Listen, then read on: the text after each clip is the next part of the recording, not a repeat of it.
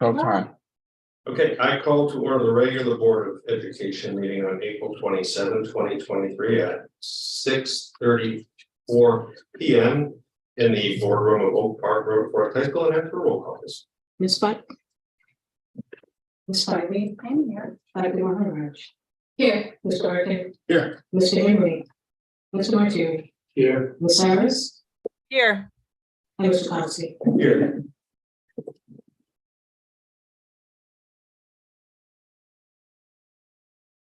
I move to enter closed session for the purpose of discussing the appointment, employment, compensation, discipline, performance, or dismissal of specific employees of the district or legal counsel for the district, independent contractors, and specific volunteers, including hearing testimony on a complaint lodged against an employee or against legal counsel for the district to determine its validity.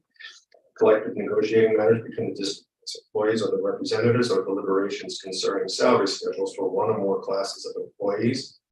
And discussion of minutes of meetings lawfully closed under the Open Meetings Act, whether for purposes of approval by the board or of the minutes or semi-annual review of the minutes as mandated. Second. May we have a roll call, please?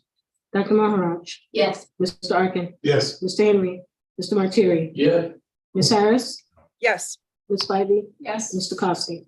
Yes.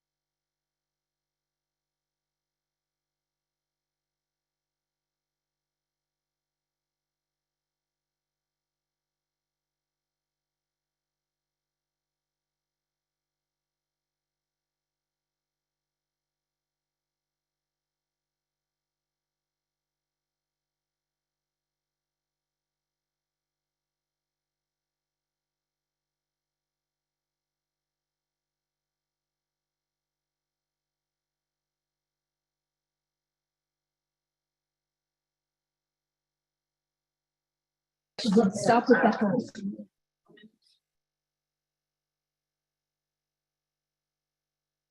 ahead. Okay, thank you. We are reconvening open session and we'll rejoin our board meeting with our introductory reports. First is our students showcase. Okay, we have two student showcases tonight. We're excited to bring to you. I believe I'm bringing up Nicole Epson, our athletic director, to kick off the first, which is our girls and boys wrestling program. So, Nicole, take it away. Good evening, thank you. I'd like to actually introduce our head coach, Paul Collins, to come forward and talk about the boys state qualifier wrestlers.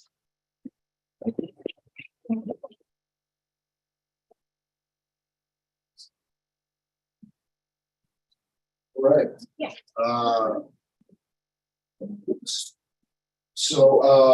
Thank you all for having us here this evening. So this year we had two boys qualified for the IHSA state tournament. One is freshman Zev Karansky and the other is sophomore Joe Nexted. We're here this evening. Give them a round of applause.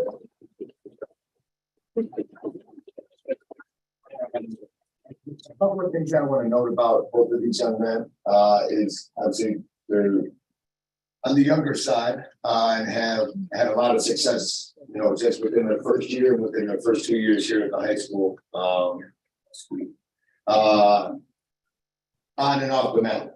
Both of them are extremely stellar students, straight A's within their time here at the high school, and really kind of exemplify what we look for within our athletes. I think obviously not within just our program, but as a school as a whole. They put themselves in challenging positions over and over again, academically and athletically, in order to ensure the fact that they're getting the most out of their experience here. Zab, as a freshman this year, had a tremendously successful season, placing at many of the tournaments that we attended this year, and really kind of put himself on the scene.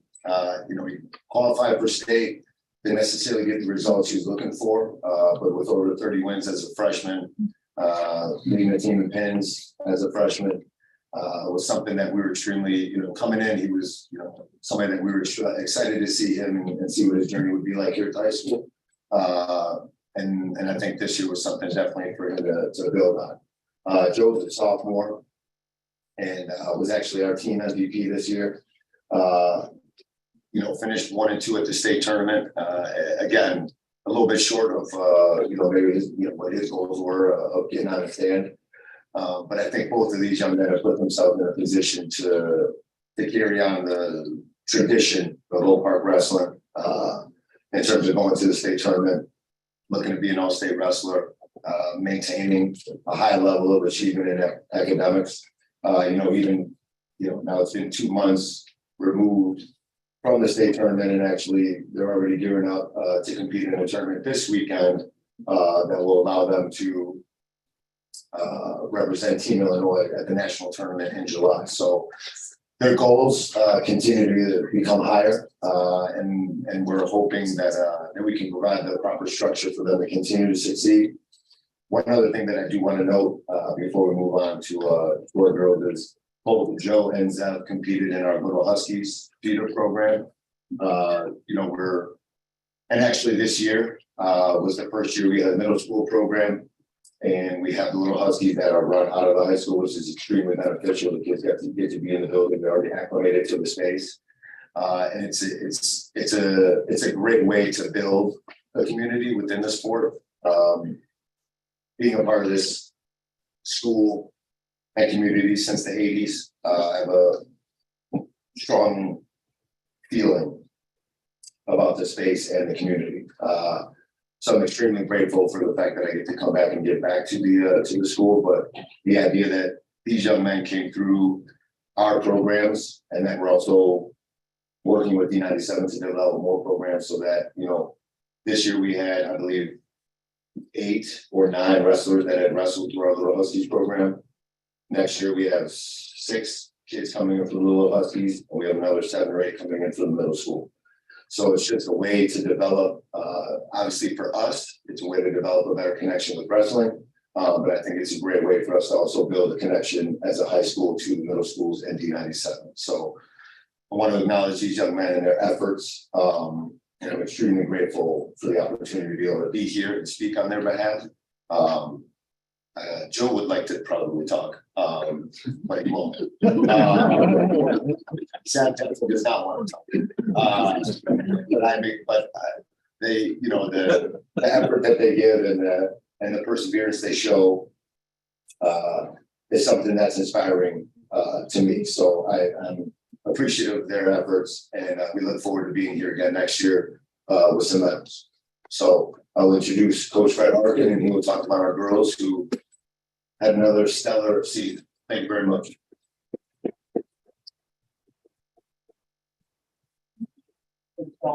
I'd like to introduce our 2 state qualifiers and place winners, Sarah Epstein and Trinity White.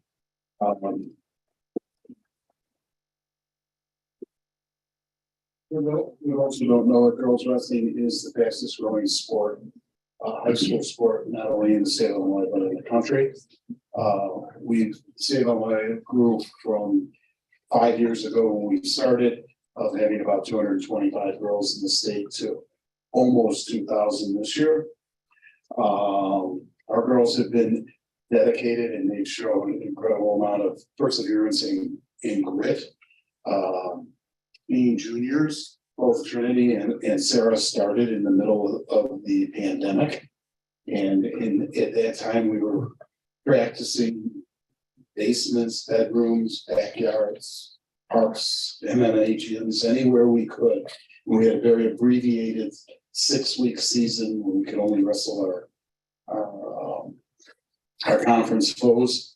But we are, over the last 2 years, we've been able to grow and have a complete competitive full season comparable to the boys. This year, Sarah was co-team MVPs, but Sarah had a record of 38-8. She was a conference champion. She was a champion at the Clash, which is a national renowned tournament up in Wisconsin this year, right? Across.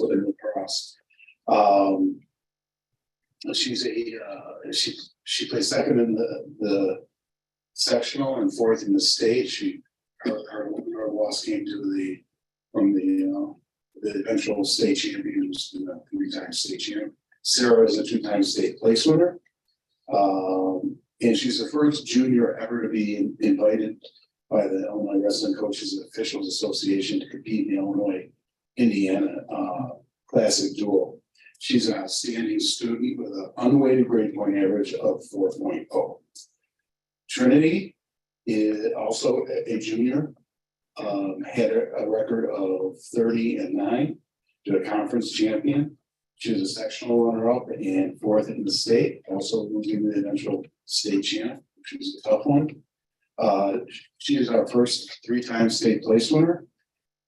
She's a member. She's in the we talked about last week when we had the career pathways. She's one of the young women in the CNA program, and hopefully by the end of next year she'll complete the requirements for the CPE. So when we talk about these guys, this is flesh and blood. This is her. So they had an outstanding season, and of course we're rearing to go for next year.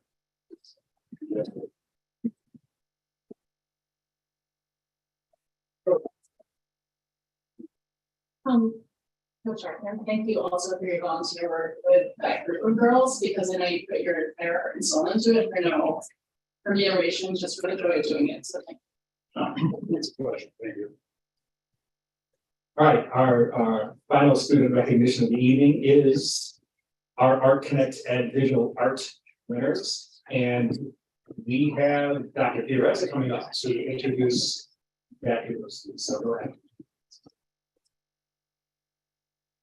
As we transition.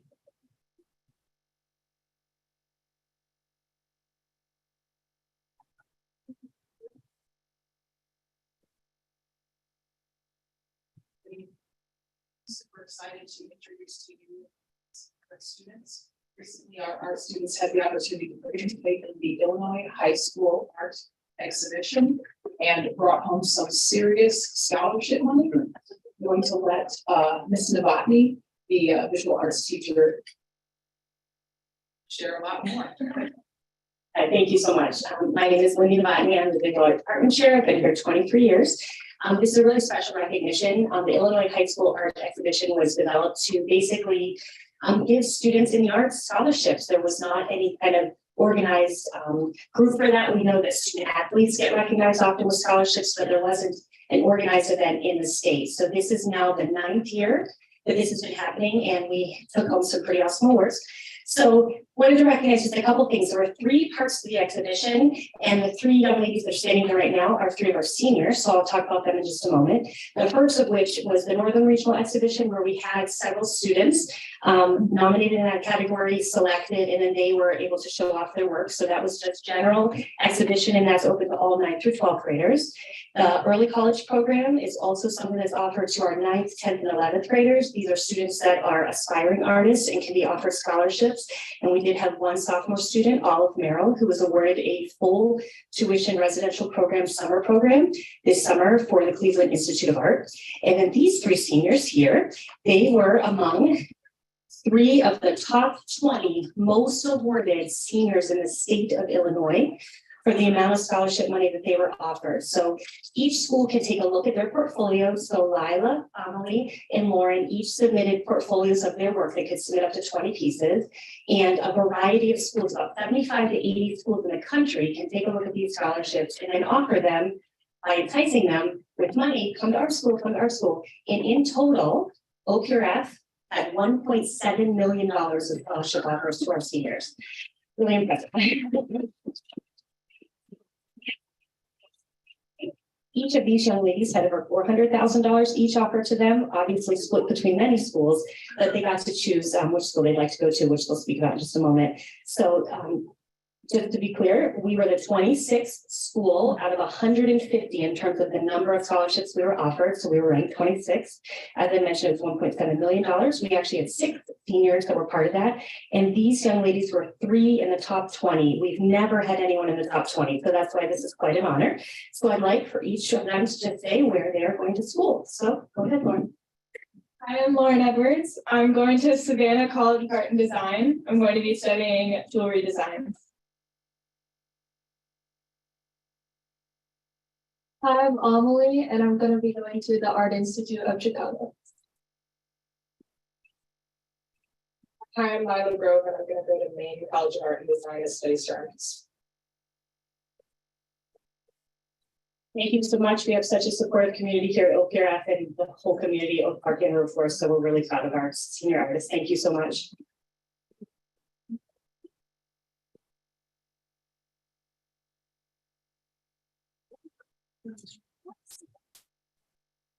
Okay, next up is the report from our student council liaison, and I couldn't tell what you were there.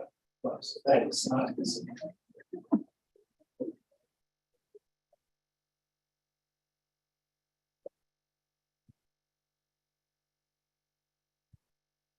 It's good to be back. We've had quite a busy couple of weeks in student council. Last week, people campaigning to be officers and for president, board rep like myself. Everything went very smoothly. How we pick the new officers, so it'll be student vote and teacher recommendations that these individuals are chosen by. We had about 890 students vote.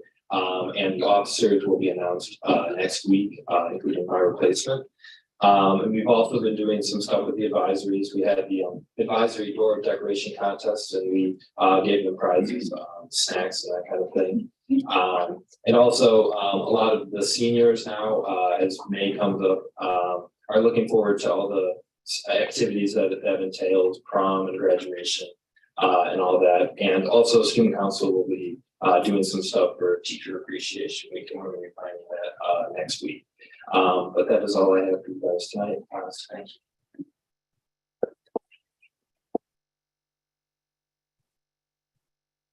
Okay, and as far as my announcements are concerned, I have a few to share here. We have, first of all, as we've noted a few different times at board meetings throughout the school year, we have several honors to announce success from members of our investigational research design and innovation science class, better known as ERDI. First, Sahiba Dillon took second place in the national level of the BioGenius competition, the most prestigious high school science competition in the world for original research in biotechnology. Huge congratulations to Sahiba.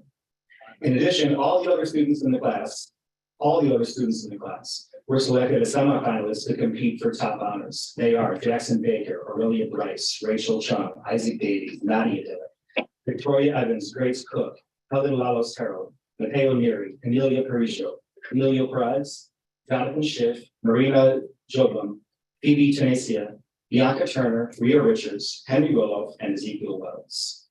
Also, at the National Junior Science and Humanities Symposium, Nadia Dillon and Emily Perez earned fourth place finishes. And finally, Nadia Dillon and Mateo Neri took second and third place respectively at the Positive Impact Symposium. And last but not least, as far as ERDI is concerned, congratulations not only to all of these students, but to teacher Allison Hennings, who was named a recipient of the 2023 JSHS Teacher Award for the Illinois Junior Science and Humanities Symposium. So congratulations to all students and our Teacher of the ERDI program. Next up, our DECA Club had a record number of 7 Huskies qualify for the International Career Development Conference. And in the first for the program, Angelina Sinardio placed 3rd overall in the entrepreneurship category. Arina Beneposkaya received top 20 recognition for category competency in sports, entertainment, and marketing. And Grayson Edelstein received the $1,000 scholarship given by the American Institute for CPAs. Science Olympiad placed 11th overall at the recent state tournament, with the following students bringing home medals: Braden Kiker, Mateo Neri for detector building, Abby Smith and Ainsley McConnell for forensics, and Ezekiel Wells and William Wheeler for both dynamic planets as well as remote sensing. Congratulations to our visual arts students who were recognized at the annual Illinois High School Art Exhibition, which comprises 3 different exhibits. Out of 500 works of art, Lauren Edwards, Rowan Egan, Jacob Jenks, Jessica Lee, and Micah Nestrala won Best of the Best awards for the Northern Regional Exhibition. And in the Senior Scholarship Exhibition, Lila Grove, Amelie Kim, and Lauren Edwards were among the top 20 most senior scholarships offered to any seniors in the show. Also receiving scholarship offers were Rowan Egan, Reese Delaney, Lauren Edwards, Lila Grove, and Amelie Kim. And finally, Olive Merrill received the Cleveland Institute of Art Full Tuition Scholarship for its 2023 pre-college summer residential program.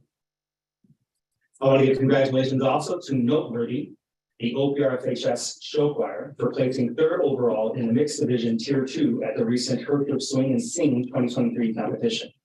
Individual awards included 1st in Best Treble Soloist, as well as 1st in the solo competition for senior Morgan Reckamp, and 2nd in the solo competition for junior Trevor Schunman. In Husky Boosters news, sophomore Graham Harris won the 2023 Husky Booster Club logo competition, while District CFO, sitting in the back, Cindy Sador, won the annual Husky Award, and Boosters President Iona Bizzari received the Don Dia Award. And finally, for the first time since 2014, the boys water polo team has ranked in the top 10 in the state of Illinois. So and that concludes superintendent announcements. Thank you. And 7 requests by. thank you. Okay, our next segment is our employee recognition. So we, Yeah, we're ready. do we have in person? We do. Okay. So today we're happy to continue our employee recognition program for the 2022-2023 school year.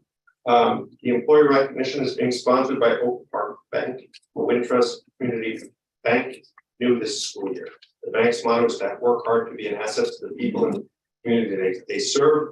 They salute the faculty and staff of the D200 and are proud to sponsor the district's program. Melissa Cleveland. I can't see it. Okay, she's behind the TV. Okay, she's here to help present gifts to our winners. So we will start with our first winner. First, we would like to congratulate Andrew Brown, who was selected as the Teacher of the Month. Here's what people who submitted the nominations had to say about Andrew.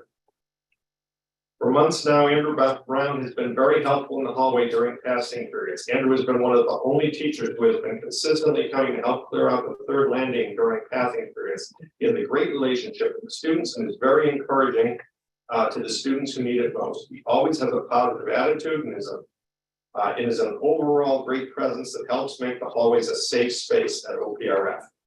I had him last year, but my words stand true even now. Mr. Brown is one of the best teachers I've had in the past 10 years of being a student. I was in his 8th period, and even if I was having a rotten day, I knew it would always be worth staying at school because then I would get to go to English class and everything else would melt away. Mr. Brown truly made an effort every single day to interact with every single one of his students. The class clowns, the quiet kids, the know-it-alls were each supported and helped by him daily. He stops me in the hall every now and then, asking first about how I am doing, but he even goes as far to ask for updates on my older brother, who also had him for freshman English 5 years ago. Mr. Brown has taught me a lot about what it means to be human, and he did an excellent job of making the transition from middle school to high school smooth for me and countless other students. Most importantly, I believe that Mr. Brown is one of the few teachers I've had that truly has done well and worked well with kids with IEP and 504 plans. Especially in honors classes, many of the teachers I've had at OPRF in the middle school have struggled to provide accommodations or have simply not even attempted to do so. But that has never been the case with Mr. Brown. He truly sees every student for who they are as a person, inside and out, and it's easy to tell how much he loves his job. There's no one I can think of as more deserving of this award. I nominated Mr. Brown because he creates a learning environment where all students feel safe and accepted. He also teaches us topics that respond to serious issues in our society today. I learn a lot from him that along with enjoying the class as well. Mr. Brown has also been a supporting figure in the school, and his genuine interest in things his students and fellow coworkers are involved with. So, congratulations to Andrew Brown.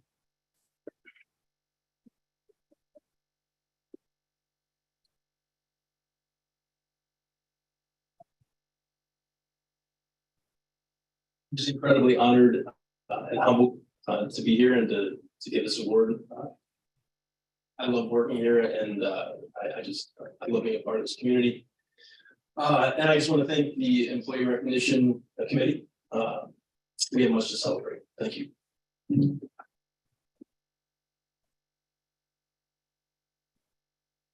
Brown, on behalf of Oak Park Bank, we just, as Oak Park's community bank, we want to thank you. We can tell you love it. I know words. We can tell you love it. This gift for you today is in no way payment. We can't pay you for the passion that you have, but we want to tell you thank you. We see you. We appreciate you.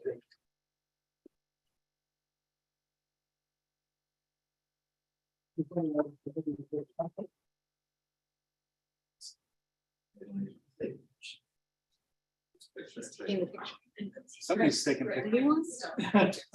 So, imagine. Thank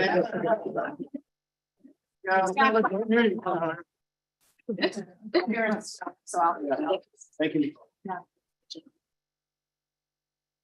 All right. Roxanne, if you could change your job description to athletic director of photography. Yeah, sorry.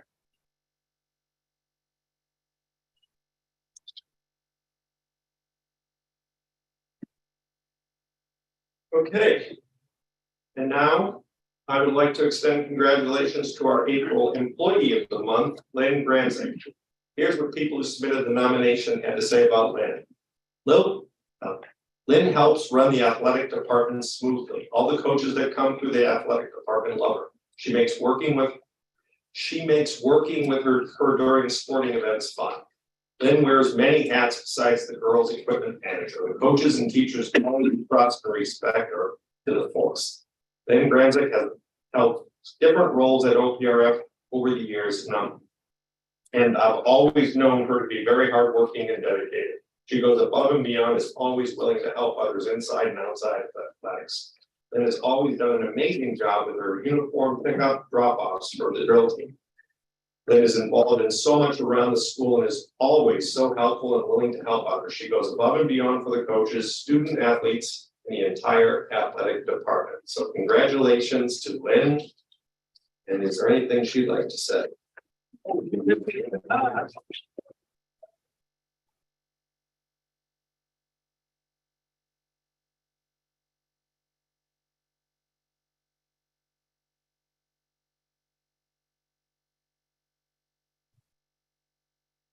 I just want to say thank you, that it's just so thoughtful, and I work with such nice people. And tonight, you're gonna have some hard conversations about my workspace. And I really think a lot about the kids and how they deserve the best. And I really hope that the decisions that are made for the kids to give them the best, the soonest. So please consider all of athletics. Thanks.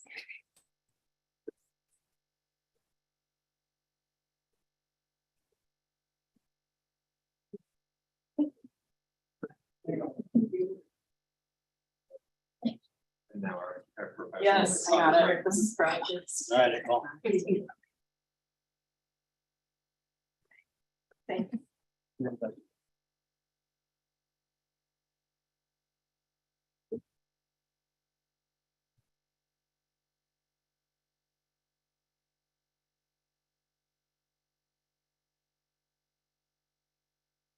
Okay. And lastly, I would like to extend congratulations to our volunteer of the month, Carol Mancini. And here's what people who submitted the nomination had to say about her. Hope Park recently collaborated with the nonprofit Young Hearts for Life to perform free EKG screenings for more than 900 students during their PE classes. Carol, who is a community member as well as a mom of OPRF Assistant Technology Coordinator Lisa Vincent, was one volunteer manager for the event. She recruited more than 120 volunteers for the event, an enormous challenge given that it took place during normal work hours. Not only that, but Carol also worked with local businesses to donate food for the volunteers, snacks and lunches. The screenings that day identified more than a dozen students who previously undiagnosed heart conditions, more than any in our previous events. This potential life-saving effort could not have happened without her. We, and no doubt many students' families, are so very grateful for her work. Carol truly embodies those things that are best. Congratulations, Carol.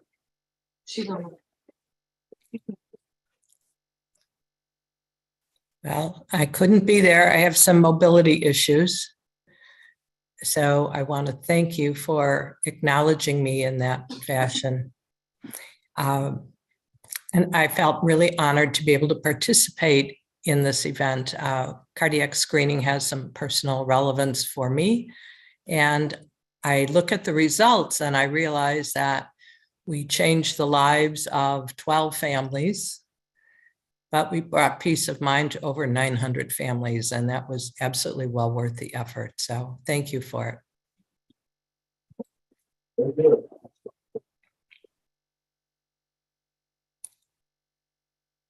And that concludes our recognition section. And our next order of business is public comment. What's our 16 in person, 2 via Zoom, 2 we ready for minutes. okay? So policy says that public comments are held to 30 minutes for a meeting. But given the participation, we will honor the was it 18 in total? 18 in total. 18. I would ask that if anyone speaking has their if someone else has spoken in behalf of them, they're welcome to just, cede their time. We have a business meeting to conduct, but everyone will be given a chance and given 3 minutes if they need them this evening. So, but 3 minutes means 3 minutes. And you will be given a 15-second warning, and then that will be it.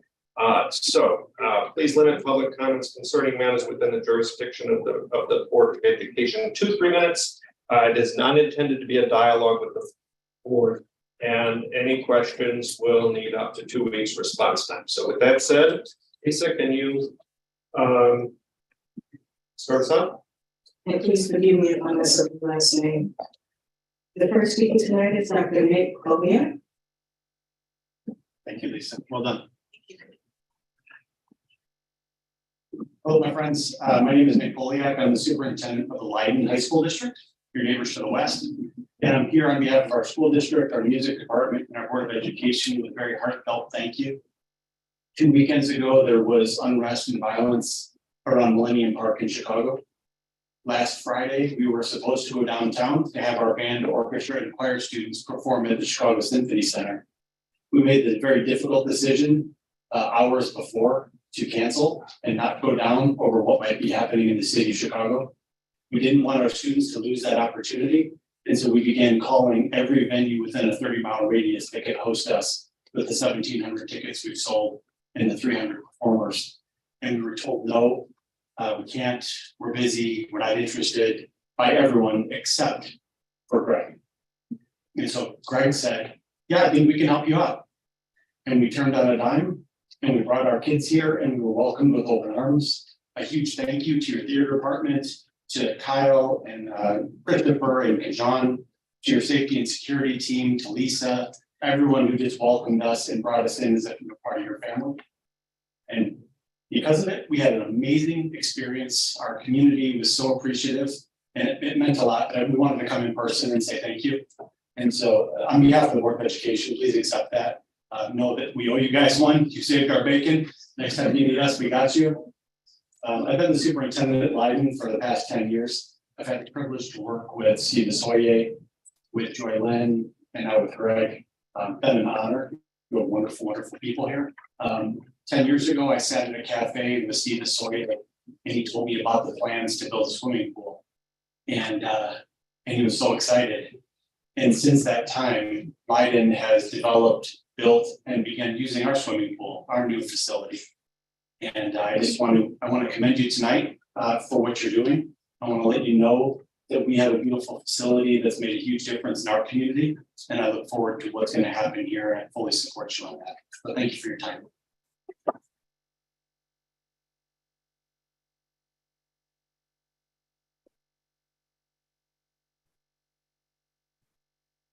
Our next speaker, Mr. Dennis Powers.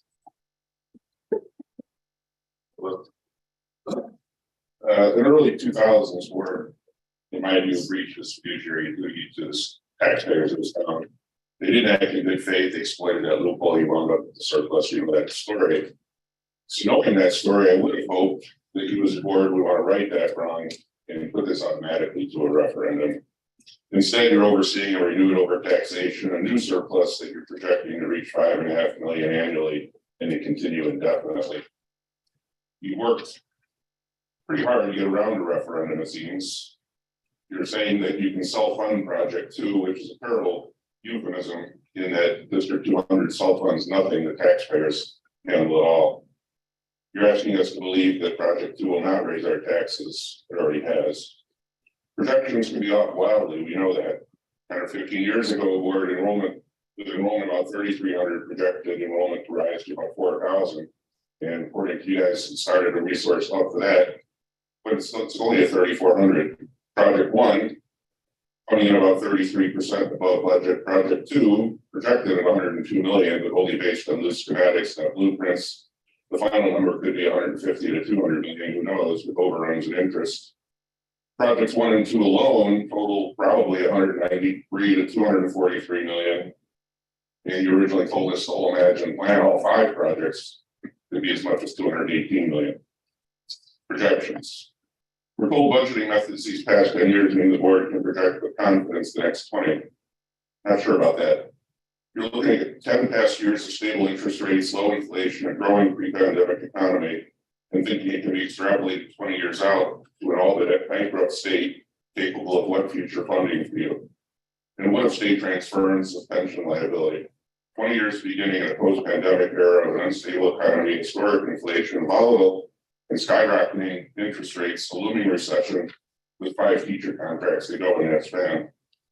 Seems like a lot of hubris and bravado betting the taxpayer monies that way, ignoring your own expert CFC advice and those 23,000 voters you referred to. Mr. Martiri had said that ordinarily he'd prefer a referendum, but because this has taken so much time to get through, somehow that rationalizes into making it the exception for the rule. I would argue that he has it exactly backwards. Projects of this scale should take time, as the very definition of expense requiring a referendum.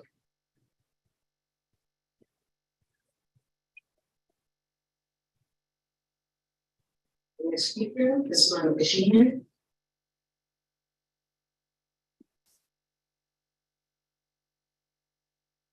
Good evening. I'm Monica Sheehan. My comment will address Project 2's funding. The administration is recommending a funding plan that is not best practice. Let that sink in. It's recommending option 2 with 20-year debt certificates that would have to be repaid under the operating budget. The experts on the Community Finance Committee told the board and the superintendent on 2 separate occasions that debt certificates should be limited to 5 years or less, and that Project 2 should go to referendum. The CFC does not support option 2. It's an anti-democratic and fiscally irresponsible plan. D200 has not been forthcoming with the community on the source of the school's current $5.5 million operating surplus. The majority of the surplus are grant dollars intended to provide tax relief for property owners. Beginning in fiscal 2019, D200 has received $3.8 million annually in a property tax relief grant from the state. D200 lowered its levy the first year as required, but hiked it to the previous level the following year, failing to adhere to the intent of the law, which was to lower the baseline levy. Compounding it, D200 has pocketed our property tax relief grant money ever since and plans to use it to repay option 2's $3.5 million in debt certificates annually. It's a misuse of grant money. It's unethical. The grant money should be used as intended to provide property owners with tax relief. All of Project 2's borrowing should go on the ballot, option 1. And the board should only levy what it needs to operate the school. This board needs to be accountable to taxpayers on spending, something that has not been the case since 2005. Thank you.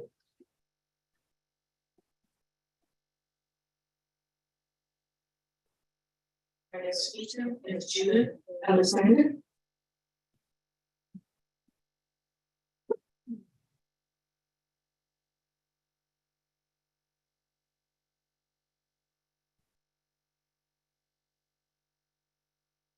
Thank you. Opponents of Project 2 and of debt certificate funding have been falsely characterized as anti-tax activists who don't care about students. I would like to correct this right now. Would all referendum supporters here tonight please stand up? Would all of you who are parents or grandparents of OPR of students at the moment, in the past or in the future, please raise your hands. Most of us are parents, and we certainly do care about students. Thank you. I remind you that we supported Project 1. I also remind you that we don't oppose a new pool, just a pool so large that part of this building must be torn down and rebuilt to accommodate it. We joined former D200 board member Ralph Lee in believing that Project 2 pool is much larger than necessary. A pool the size of Evanston's or Latrier's would fit within this building just fine. We join Mr. Lee in believing that a big chunk of Project 2's $102 million cost should be spent on academic achievement. We're concerned that the classrooms, the labs, and the special ed facilities of Projects 3, 4, and 5 are being postponed indefinitely. And we share Mr. Lee's concern that Project 2 will contribute to gentrification. Mr. Kofsky said at a recent meeting that Project 2 will raise property values. Is this such a good thing when the percentage of Black students in this high school has declined significantly? Concern about this is part about caring about students. Finally, we care about OPR's relationship with this community. Bypassing voters now will create the same kind of resentment as the 2005 decision to exploit a loophole, amassing an enormous cash reserve without a referendum. This resentment, dating back to 2005, is very much with us still. Please don't make the same mistake again. Thank you.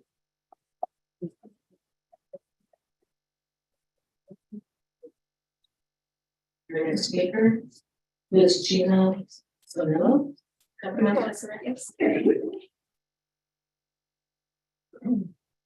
Good evening. My name is Gina Sonello, and I attended the last board meeting and want to address the comments you made about why you are supporting option 2.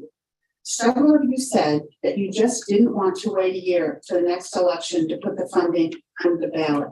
If time was truly an issue, you would have put the referendum on the April 4th ballot. So the justification rings hollow. Ralph Mercury said that the board approved Project 2 years ago, when in fact, that's not true. The board accepted the Imagine program in 2018 and approved Project 1. The board only recently approved Project 2. Approval of a plan does not mean it gets built. The board approved the 2015 and the 2016 poll plans, and we know what happened to them. Importantly, voters have not approved Project 2. At the candidate forum in 2019, both Sarah Dixon-Spivey and Fred Arkin said that they would not bypass voters again, funding for a poll plan, which means neither should vote on option 2. Its debt certificates are even worse, more insidious than the non-refundable bonds that they both voted for in 2015. The same is true of Marianne Maharaj in her comments at the 2021 candidate forum. She said the project would go to referendum, and to be clear, the response was to a specific question about Project 2 funding. At the same forum, Tom Kotsky also said Project 2 would go to referendum. In a news story this past December, he was quoted and said major projects should not be funded out of operating budgets. That's 4 of 7 sitting board members. This community expects you to keep your word. Project 2's funding belongs on the ballot and approve option 1. Thank you.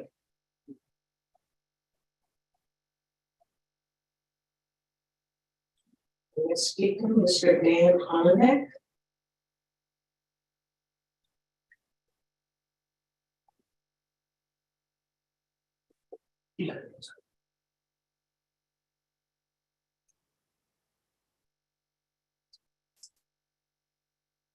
Thank you. My name is Dan Hollenbeck. I have 2 children here at OPRF. One, is a senior and one's a junior.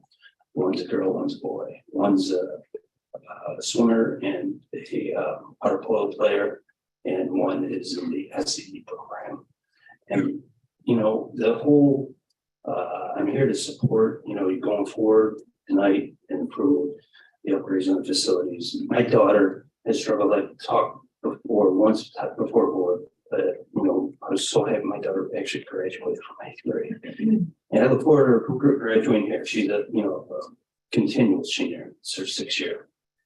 Those facilities would made a huge difference in her life if they were there. think about the kids that are coming and the kids that would be missed and, those facilities, I mean, just think of, but I know what we did before when daughter missed the stuff at D200, but the stuff you could do now would impact so many kids and their lives and really, bring them together. It's not just about the sports teams and all that. It's about, these kids having these facilities to like give them kids that are struggling to be able to come to, place and do physical activity stuff, right? I mean, it's so important. The whole project was approved so long ago and been through all this stuff.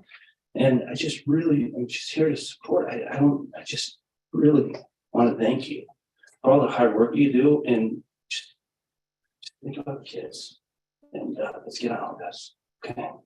Thanks.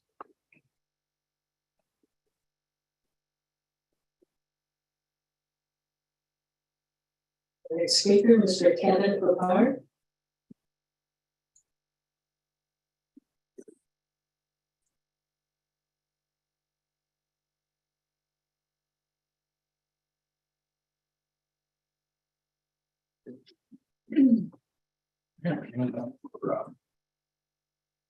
I think everybody got the same one.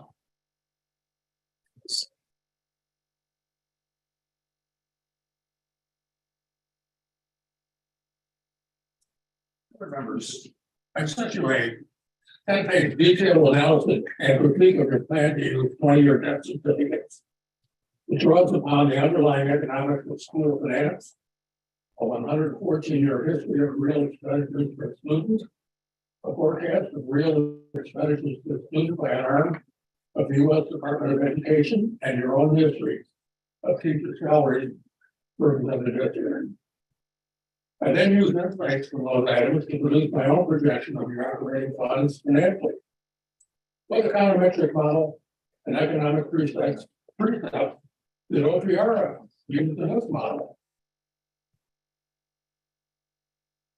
I'm giving you the Cliff's Notes version of that tonight in a one-page summary and one page of 5 key graphs struck in the Fed. After reading that, you can refer to the main document for detail. The projection shows that D200 will need an operating tax referendum halfway through the 20-year debt service period. D200 cannot live within the CPI for 20 years. Debt certificates, unlike referendum bonds, do not provide their own new taxing authority, and your operating surplus runs dry. D200 should table a decision on financing with debt certificates and seek guidance from its own CFC. You have months before you need to sell those certificates. I would be happy to give a presentation to the CFC and answer any questions. Thank you.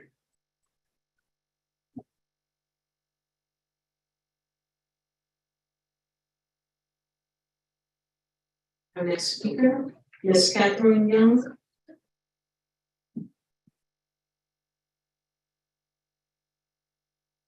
Hi, my name is Catherine Young.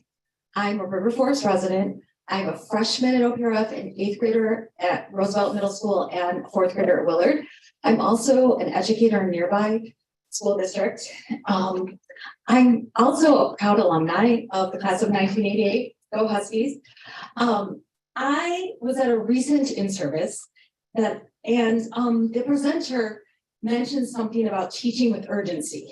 And it struck a chord with me because I thought, wow, it's so important to give students what they need now and not wait until next year or they learn this other prerequisite skill so that they can learn the skill that I'm working on right now. And I think that that pertains to Project 2. Project 2 needs to happen now, not next year when we can take it to referendum. There's no need to delay, and there's no need to delay this project that's needed to be done for years. We keep talking. I'm listening at these board meetings, and we go back and talk about 2005. Students in high school weren't even born or I can't even do the math. Barely born in 2005. Why do we keep referring back to that? the teacher, we need to look forward and look at what we need to do next. I'm urging you to move forward with Project 2 without a referendum. The non-referendum will save taxpayers money in the end. Thank you so much.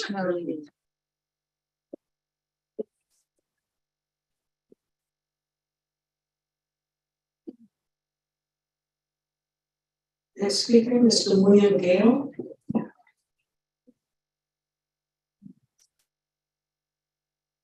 Apologize, I'm under the weather. Good evening.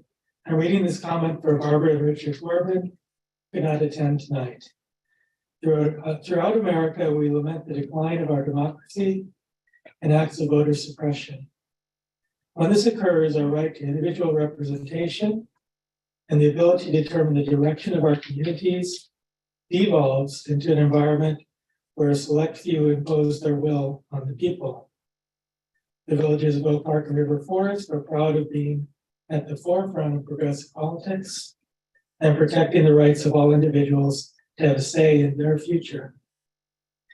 Yet the D200 Board of Education, comprised of 7 members, is prepared to commit to a $102 million, likely higher capital improvement project without allowing 66,000 citizens of Oak Park and River Forest the opportunity to weigh in on a decision that will likely affect every individual in this community.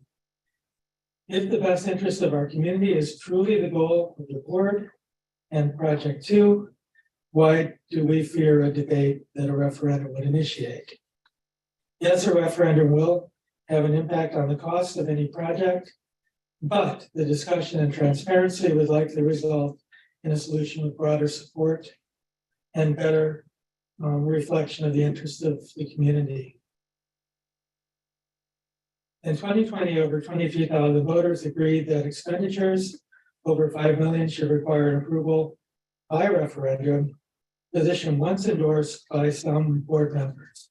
How does a project of this scale and impact not require the input and validation of this community? Thank you.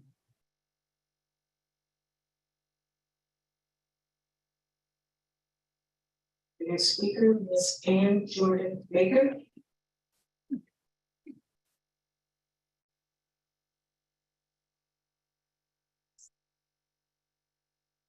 So I am Ann Jordan Baker, and my son graduated from OPRF in 2020. He's transgender. He was transgender when he came here. And so his high school experience, being trans affected his high school experience, is what I'm trying to say. Okay. So his time at OPRF, I would say, is a little blurry in my memory. Raising a child is complicated, as a lot of people know, especially extra if you have a transgender child.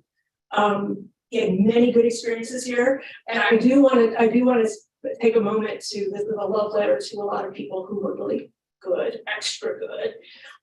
Ginger Kalamusi, the social worker. I only know this teacher as Sensei, but she teaches Japanese. I only ever knew her as Sensei. So.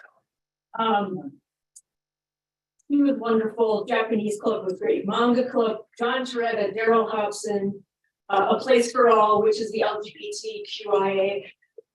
Letters. Everyone's welcome. A place for all. And I will say, oh, and my son also, he took the trip to Japan, and it was like life-changing. It was life-changing. It was so good. He found a place for all. I mean, I didn't even plan that. So why am I here? I'm not talking about the people. I'm here because the world was making me very nervous. Trans people are being demagogued and lied about. There's so much misinformation going around that it terrifies me. My son had a good experience here. He was already out when he came, and OPRF had a lot of policies in place that made that work. So he didn't have teachers accidentally calling him by the wrong gender, by the wrong name. That didn't happen. But the world right now is worse. I'm 60, and I've never seen the world this hateful toward transgender people, and I've lived in Florida. Okay. And I think he's now 21. And so having raised this child, and I'm still his parent at age 21, I know in great depth, I'm not an expert, but I am a parent of a child who has lived this transgender experience. And whenever I hear misinformation, I've heard the repeated wrongs that have been told about transgender people and transgender issues. I've heard them over and over and over again. It almost makes my head explode. And so okay, so here's what I want to say. Because good information is hard to find, what I'm hoping for, what I'm asking for is to find out how teachers and staff are being trained here. I want to make sure our teachers and our staff have research-based information and facts. I don't want, and this is with all respect to teachers, but they're human beings. They need quality information. So I would ask that, within 2 weeks' time or whatever the time is, that we find out how they're being trained. Okay? Thank you. Thank you. Bye.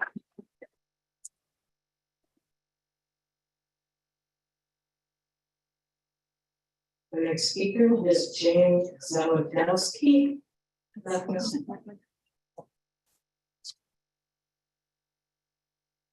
Good evening.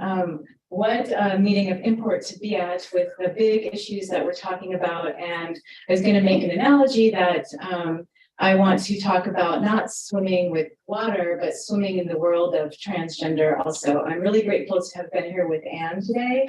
I am the mom of a couple kids here at Oak Park River Forest High School. My senior is Zeke Wells, who was mentioned earlier. Yay, I'm excited for him. And I'm the parent of a transgender child. And the staff here, by and large, have been amazing, and the teachers. My child has flourished, and both of my kids have really been able to be the best that they've been. And there are things going on in the world, like Anne was talking about, that make it really difficult for trans kids to exist on a national and international level. So we want this home base to be as good as it can be. And also, even within the LGBT community here in Oak Park, we've had to do education. I'm a member of PFLAG Oak Park area and also the Oak Park Area Lesbian and Gay Association. We had a packed house in March at a local coffee house with a trainer from Marie Children's Hospital, because the lesbian, gay, and bisexual community really needed to learn more, and they were so enthusiastic. It was wonderful to see. And I know that I've had to educate myself a lot. So I would love to know too what the training is here for teachers and staff. And I just want to, well, again, with the analogy, like, what is the boat that is supporting students? Is it made really strongly? Are the kids able to swim really well in their world here or not? Also, there are certain things that could always be improved. It's hard to change pronouns. It takes practice and dedicated time to be able to rewire the neural pathways in the brain. So I'm really interested in the quality of the training as well. Who does the training? What do they include in the training material? Are the teachers and staff given time to practice these things? And is there follow-up? I'm also interested to know what the quality of life is like for the students, especially the trans students. So I'm interested in having a dialogue about this and in informing ourselves the best that we can, like Anne also referred to, with the national best practices that we know is working well in other school districts, for example. I really want time and attention placed on this issue because it's very, very important, and the kids are very vulnerable. They're also strong and amazing, but they're vulnerable as well, and I just want to support them as well as possible, as I know this group does too. So I just want to bring it to your attention here with my voice. So thank you very much.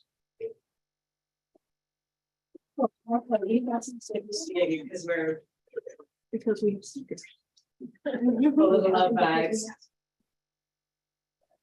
Sure. Okay. Okay.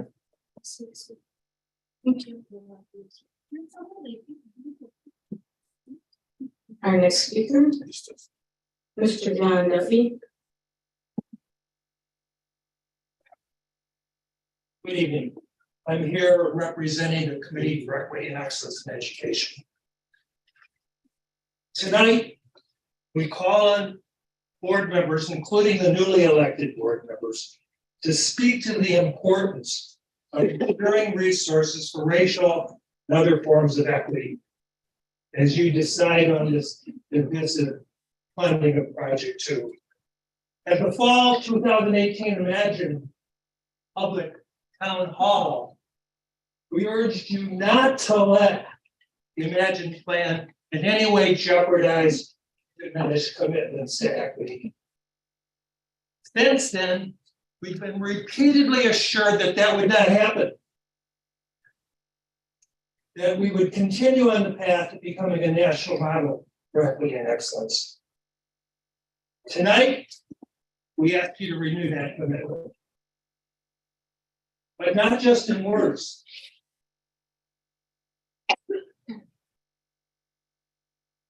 We're asking you to make open commitments to 3 propositions that equity advocates have pushed for with the administration. We're receiving some positive response from them. We ask you to openly support D200 forming a formal relationship with the Race Forward Government Alliance for Racial Equity to help guide our assessment of where we're at and any revisions of the racial equity procedures and policies. We ask you to openly support and commit to an evaluation process of the racial equity assessment, the first ever done in Oak Park and in this school in January. It has to be reviewed. There were problems, there were disappointments, and there were people who were satisfied. The evaluation is at the heart of good education. Lastly, we ask you to support the developing and implementing with community equity advocates an equity evaluation procedure for distribution of resources for learning, academic and social emotional. Stating, as you often have done, that 138% of equity-based funding the district does already is not enough. So as you move forward, renew that commitment. Be clear, be certain that you stand by the values you profess to. Because that's what we expect, and we believe you will do it. Thank you.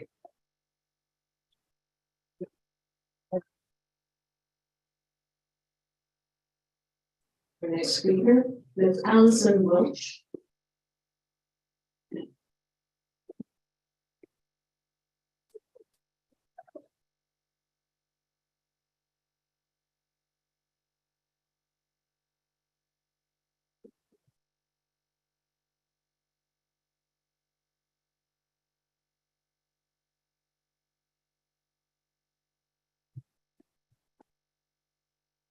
I usually print, so sorry.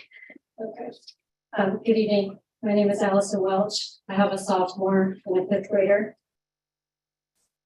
As we arrive at a pivotal decision regarding Project 2 funding, thank you for engaging in and enduring years of debate on these topics.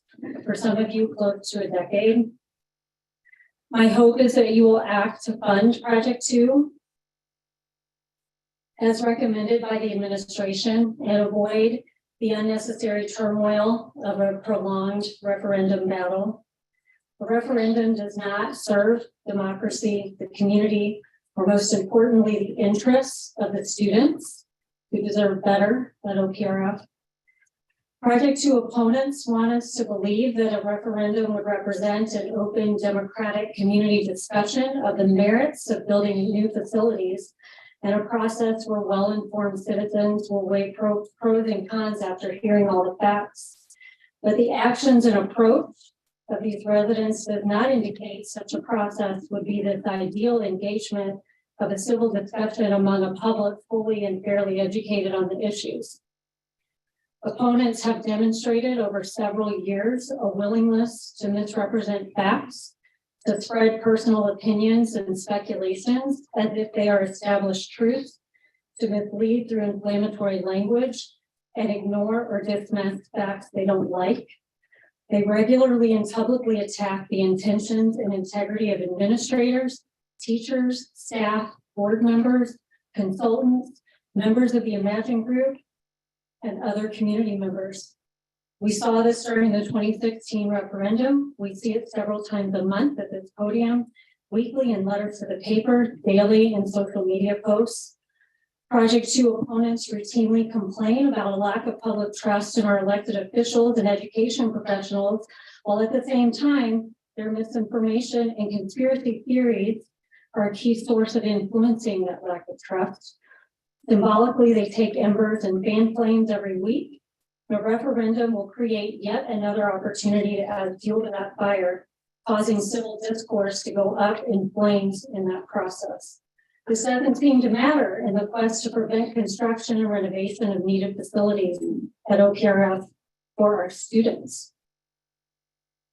A referendum would likely consist of one side being tethered to accuracy and consistency, the other side saying whatever they can to make Project 2 sound like something that, quite frankly, it is not.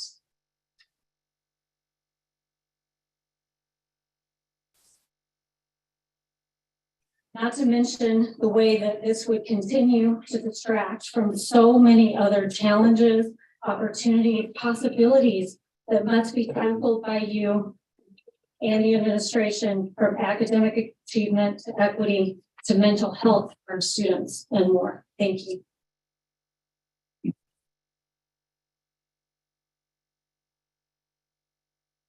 The next speaker, Mr. Nick Albuquerque. Thank you. Sorry if I chopped up your name. It's okay. It's not full. Oh. Good evening. My name is Nick Albuquerque. I've got two kids who are here at OP, well, one's at OPRF and the other one's in the middle school.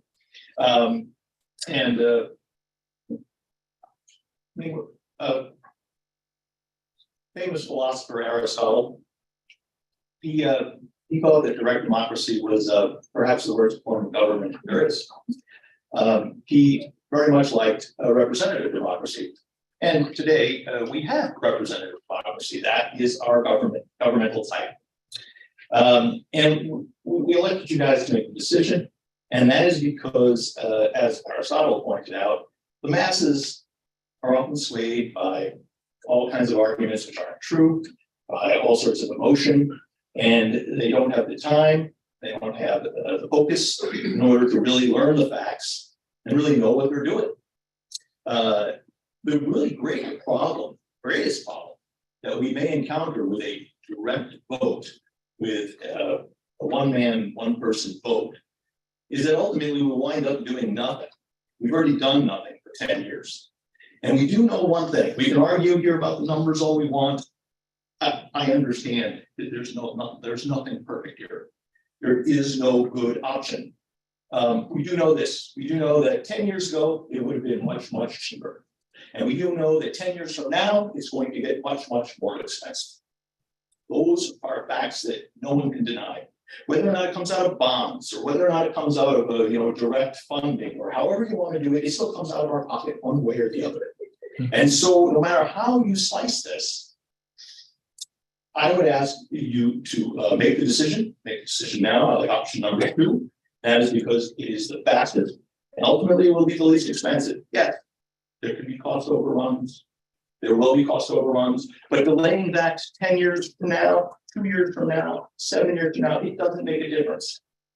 Because all those terrible things can happen no matter what, no matter when we start the project. Ultimately, what we have to worry about is not doing anything. And we wind up with a situation where the government comes in, the state government or whoever it does come in. The whole thing is, the whole pool, the whole section of the building, puts giant signs up, and we become the laughing stock of the state, become the laughing stock of the country, because we don't have anything there. The half the school winds up getting shut down. And that's something we have to avoid no matter what. I fear greatly that if we go with a referendum, we'll wind up doing nothing yet again, below another 10 years. So I ask you very much to do option number 2 and move forward as quickly as possible. Thank you.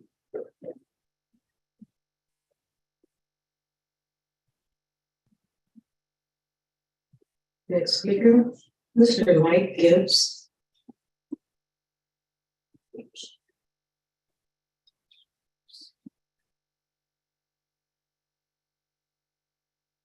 Just walked out of town against my time. Bears picked an offensive tackle from the University of Tennessee.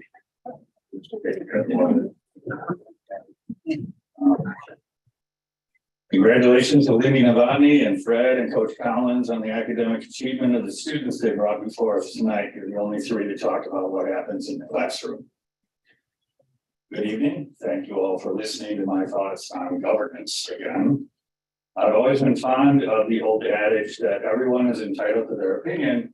The problem is when I share mine. After the committee of the whole meeting 2 weeks ago, I had 3 takeaways from the public comments. First, it is refreshing to know that the speakers listened to with such intensity that they were able to quote the candidates' promises and request a referendum asked if they should live up to that promise. Second, as a 2-term Riverforce trustee, I can tell you more often than not, the candidate not in office does not have all the information an incumbent possesses from closed session meetings. Pre-election promises may not be realistic or in the best interest of Oak Park Riverforce High School. And third, Illinois' most famous statesman was once asked why he was changing his mind on a given issue. His answer was that he hoped to grow smarter every day with today's new knowledge. That man was Abraham Lincoln. Inflexibility is not a good character trait. In 2016, the proposed cost was closer to $60 million. Now, due to delays, discussions, deliberations, it's over $100 million. I would like to thank Ms. Sheehan and her supporters for showing the 5 different school boards over the past 7 years the error in their thinking and bringing us to where we are today. A larger scope of work costing more money, affecting and benefiting the daily school experience of many more students. Contrary to all your beliefs, you are not saving anyone from the big bad school board. You have simply delayed the modernization of facilities that everyone agrees are long overdue. Since 2016, 7,000 students have graduated from this building. It's time to vote.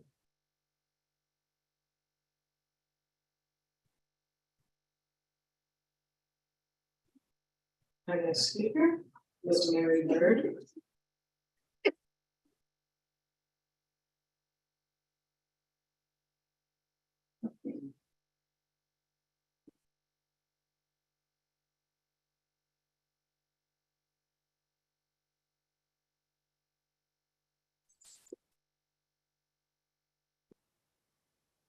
Hi, I'm Mary Bird and I'm a resident of Oak Park and had 3 children who went to graduated from here. And I'd ask for your patience a little bit because I've been trying not to be repetitive, but scribbling things out and writing things down. I've listened to people talk about the urgency, and I was remembering as I drove up here that my foster son started here in 1994. And I'm going to talk about things that were important for him and that were important for my other 2 children who went here. You've heard many comments about, and important comments about letting people vote, about responsible financing and implications for diversity of our villages, as well as the future of our school. And as the board makes its decision based in part on recommendations by the administration, I want to underscore, as some folks have done, the time we are now in as it relates to our students. While our administrators, teachers, and the board have supported and implemented an all freshman honors curriculum, a brave and I believe important step toward equity, this high school continues to be faced with a significant opportunity gap or achievement gap based on both race and income level. I've passed around data from an ISD report card and an article that referenced that. And I ask that you consider that because that's the context in which you are making this decision. Student academic achievement and student challenges are the core of what we say we care about as a school community. I'm just going to reference one of those data points that was mentioned in the article by Skolnick in Wednesday Journal. Last April, so a year ago, OPRF juniors took the SAT as part of the state mandated testing. And in English language arts, 74.6% of white OPRF students met or exceeded the state's expectations, compared to just 20.4% of Black students. When the board reviewed the state reports, board member Cabri Henry was also troubled by those disparities and said, it's not the capacity or being able to learn, it's other factors.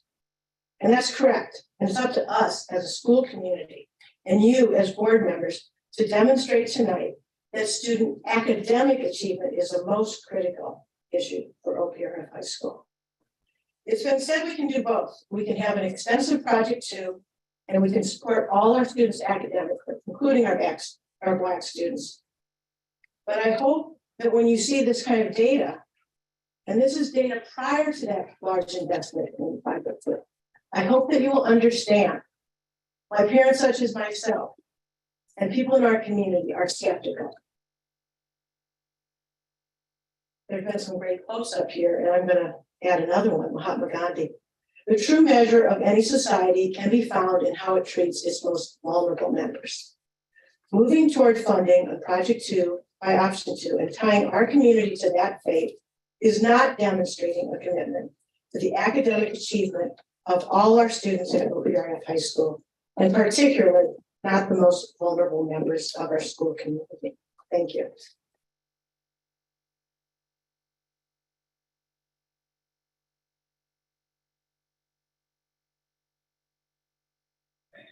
Via Zoom, we have Mr. Marty Bernstein.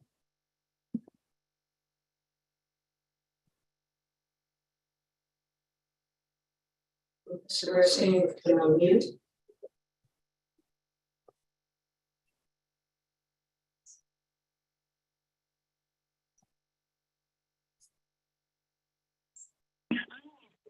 Okay, hello, can you hear me? Yes, sir, we'll be ready. All right, thank you. Thanks for letting all the commenters speak tonight. I know it's going long. I'll try to be brief. Good evening. The board vote on funding Project 2 with debt certificates and without a referendum will be an historic point for District 200.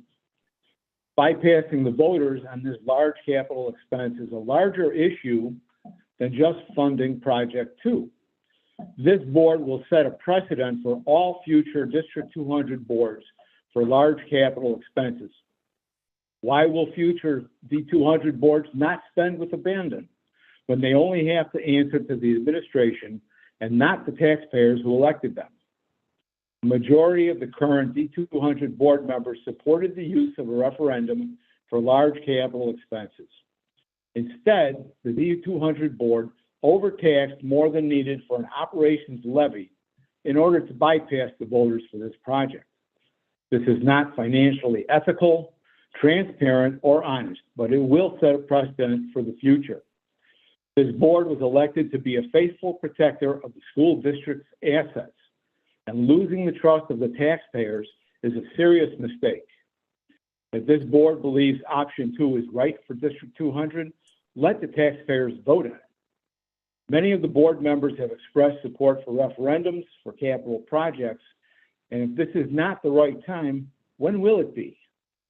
All board members must support a referendum for Project 2. Thank you very much.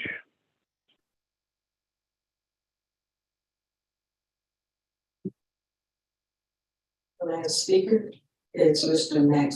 Max Webster. Yeah, I'm actually a person.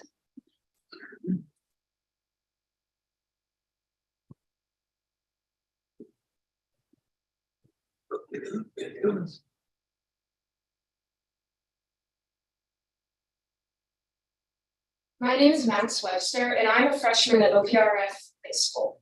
I would like to talk about the state of OPRF's physical education space. As a swimmer, a non-binary student, and someone with a disability, I am negatively impacted by the current space. Additionally, I am the older sibling of 2 kids who will one day pass through OPRF, and they deserve to have a positive experience. For these reasons, I want the board to move ahead with the second phase of Imagine OPRF as soon as possible. I know some people believe that the plan to remake this area of OPRF would only benefit sports teams that use the pools. But in reality, everyone who goes through the schools has to use this space. Every student at OPRF, now and in the future, should get to partake in swimming in a place that isn't a 100-year-old falling apart facility that has been deemed unsafe in the past. Both the east and west pools were built in 1928, spanning nearly 100 years of life, when the average lifespan of a pool is half that. There are multiple problems with the pools in the current state that they Imagine OPRF would resolve if the project was able to move forward right away. As a non-binary student, I have no place that can change into swimwear, so I have to go up to the second floor, change, and then run back down to be on time. This is really frustrating as the other kids in my class have changing rooms connected to the pools. Not to mention that those changing rooms are frankly disgusting, especially the girls' locker room in the west pool and the boys' locker room in the east pool. The students at OPRF deserve better than rusted lockers and moldy walls and cockroaches in the pools. I am also a student with a disability, and I find it infuriating that the part of the school has been grandfathered in are completely unsafe. For one, the ramp to get to the changing rooms in one of the hallways is too steep and almost meets with a wall, rendering it completely useless for the most part, especially for those in wheelchairs. My teacher tried to get down there and had to have multiple people help him down. There is also awful lighting across the whole PE section of the school, making it hard to use the stairs and even places like the field house. Phase 2 of Imagine OPRF would allow for these problems to be fixed, along with all the other positive things it would bring to the table. Lastly, as a participant in the swim team, funding the Imagine OPRF plan now would actually make it so that I wouldn't be able to use the pools, likely for the rest of my high school experience. But it would be worth it if it would give my brothers and the thousands of others who will pass through the school a more positive and safe experience. Thank you.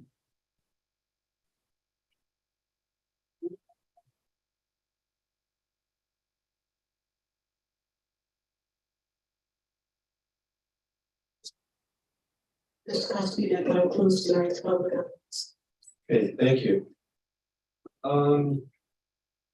We will take a 5-minute recess for facilities use and then reconvene at the top of the hour.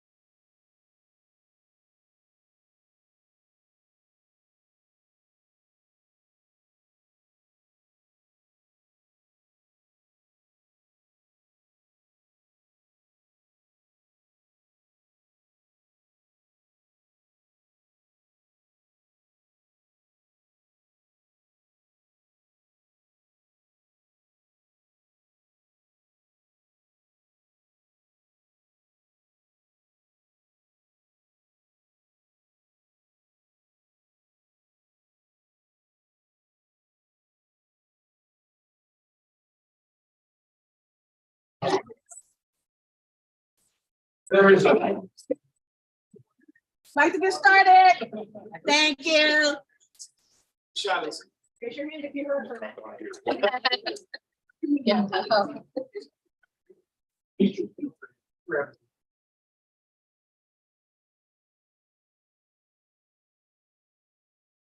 Okay. We are now,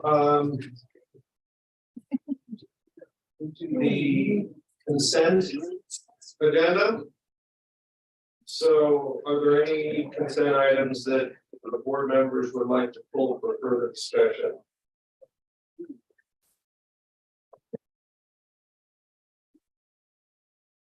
Seeing none, hearing none, I then move to approve the consent items as follows.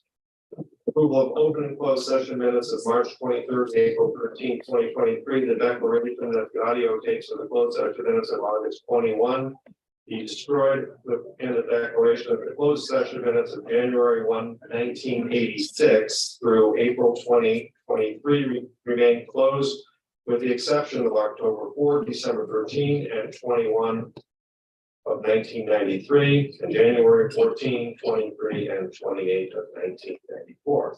83 and 84. 84. 83, 84. Okay. Let's start again. No. No. Someone was talking about going back in years. We're going there.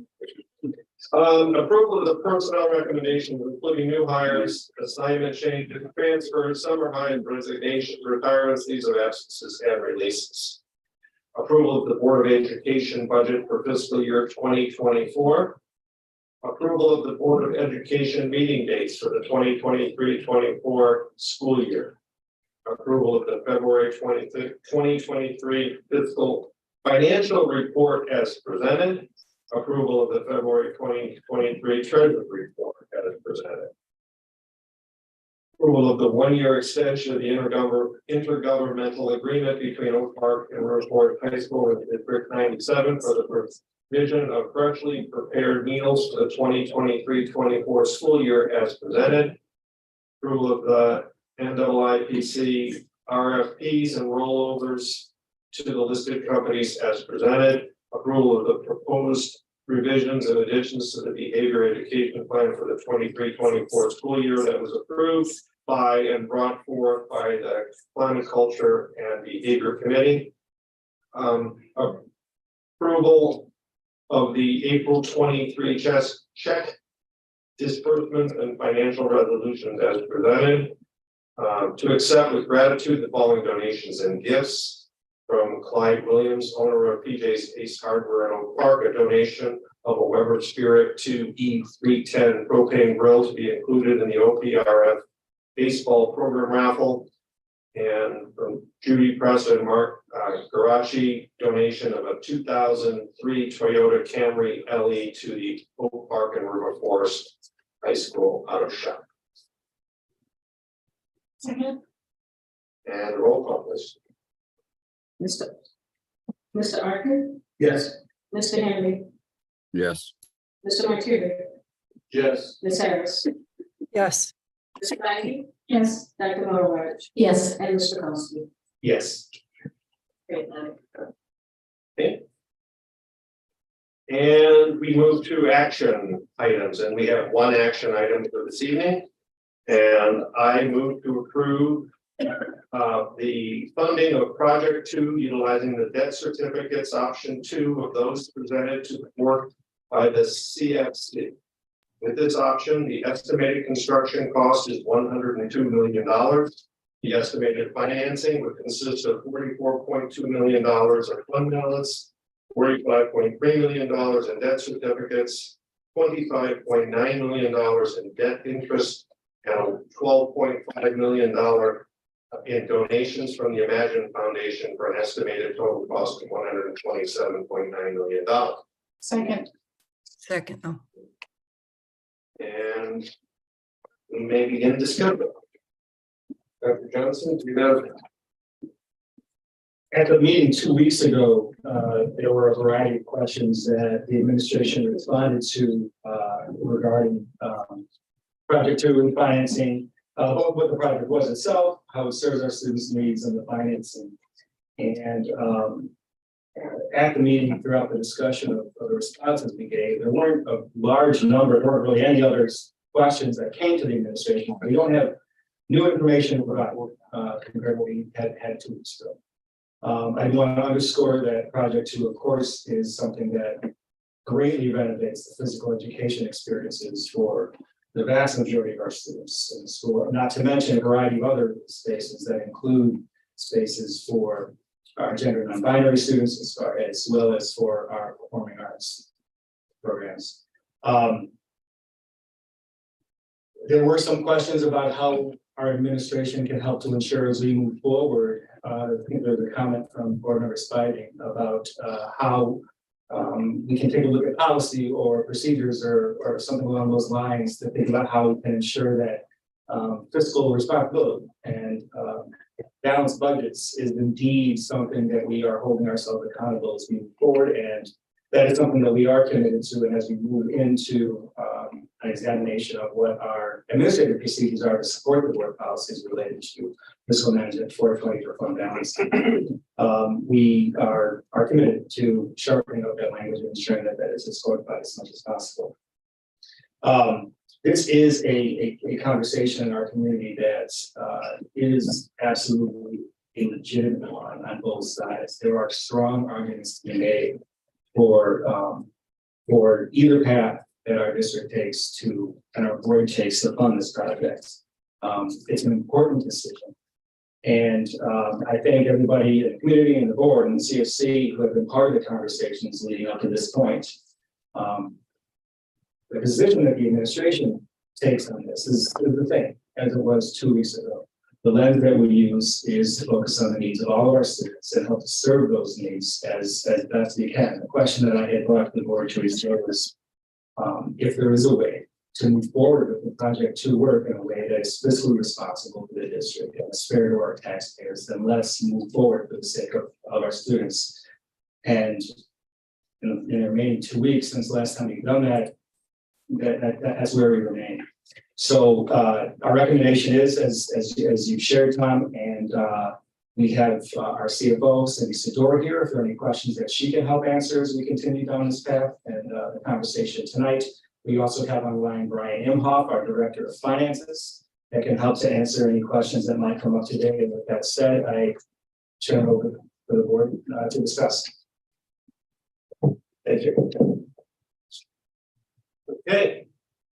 Are there any board members that would like to, at the last board meeting, I think, there were a variety of questions were answered, they were provided, board members were allowed to provide some initial dialogue. Does anyone have a desire to take the floor? So I can start. So I did prepare something just because I wanted to speak to the concern that we're spending a significant amount of money on physical education rather than on academics, as if the two are in opposition. As some of you know, I'm an academic in my day job, a professor at UIC. I didn't expect when I ran for office that one of the major projects I'd be working on in my time on the board would be renovations to a physical education facility. I am not a sporty person. My children, one of whom is a sophomore at OPRF and the other will be here in a few years, aren't sporty either. But the truth of the matter is that physical education is significant in improving academic performance. I'm a researcher, and one of the articles I read as we worked on Project 2 was a systemic review of the literature on the association between school-based physical activity, including physical education, and academic performance. This is from the Journal of Preventive Medicine. I'm going to quote a bit from that research. It's not too long. So this was looking at a whole bunch of peer-reviewed studies and doing a summary. Right? Across all the studies, there were a total of 251 associations between physical activity and academic performance, representing measures of academic achievement, academic behavior, and cognitive skills and attitudes. Slightly more than half, 50.5%, of all associations examined were positive.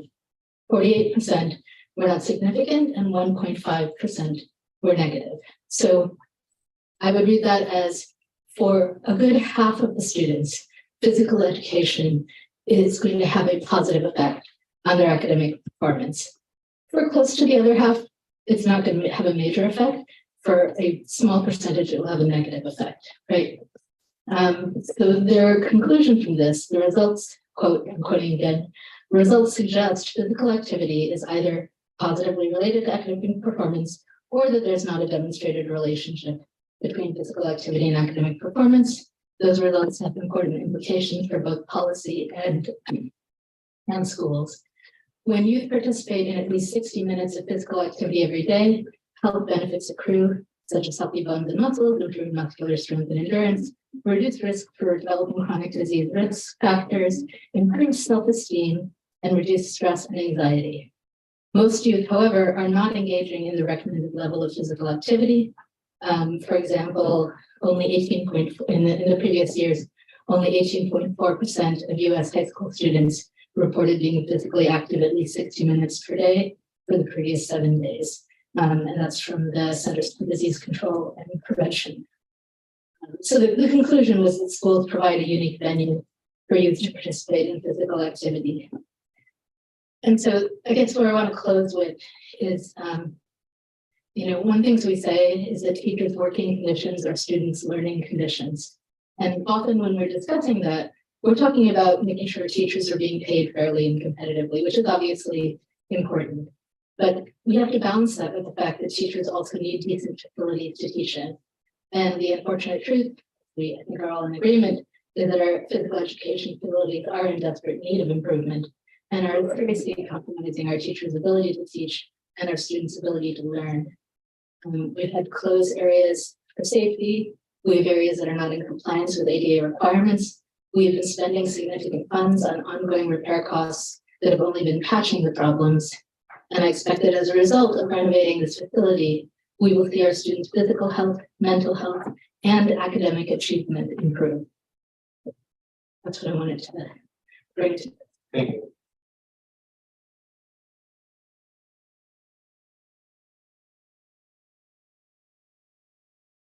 We were, Be the only one who wrote a no, speech. don't worry. I've got about 72 pages. So that's why I gave everyone extra time. You want to go? Oh, okay. So I'll share some of my thoughts. So hunker down, folks.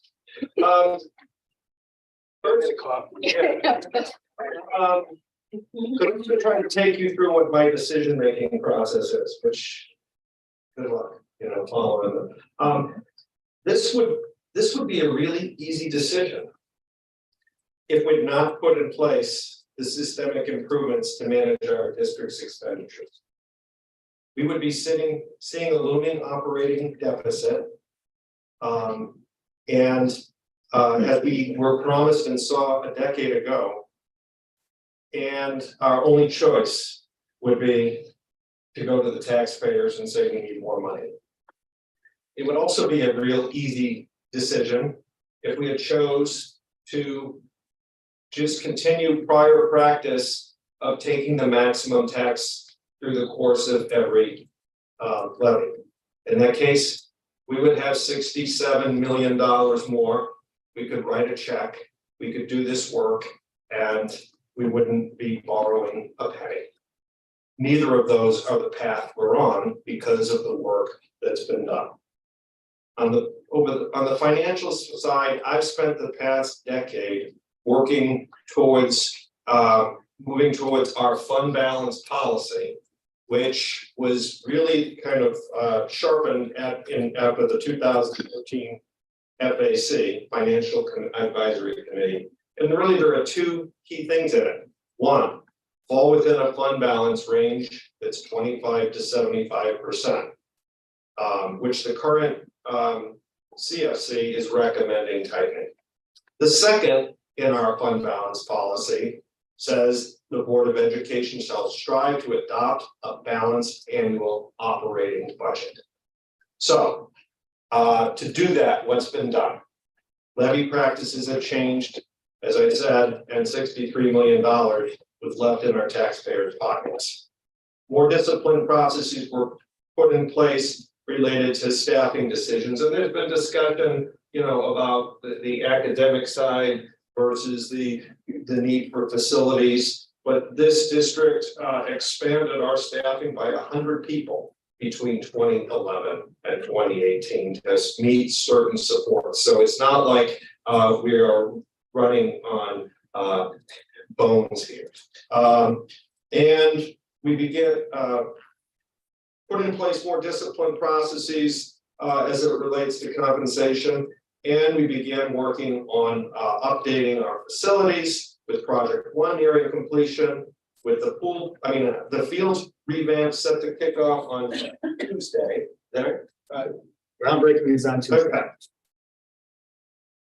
So we've seen our fund balance approach our policy limits, okay, and expected to be in there this year.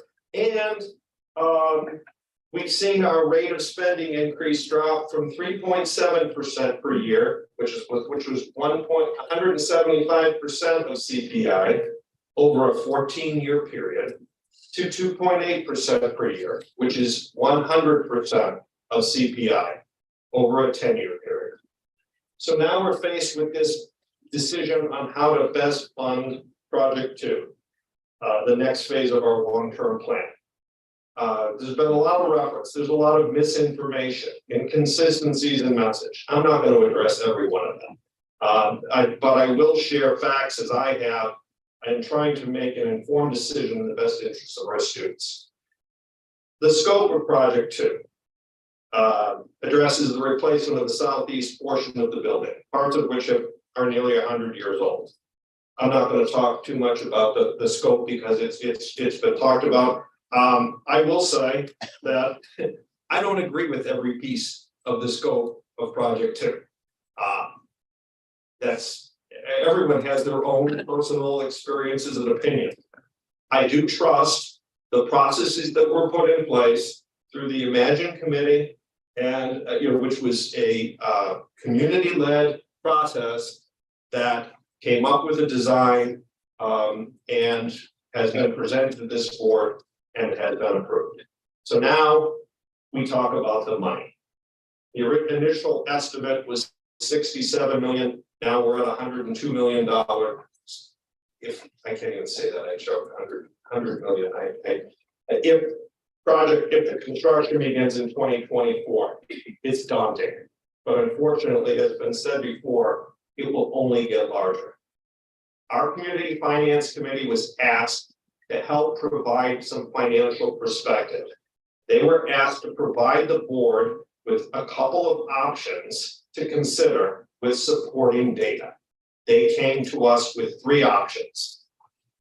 All 3 included using between $44 and $50 million of district fund balance. All 3 included using $12.5 million of Imagine Foundation donations.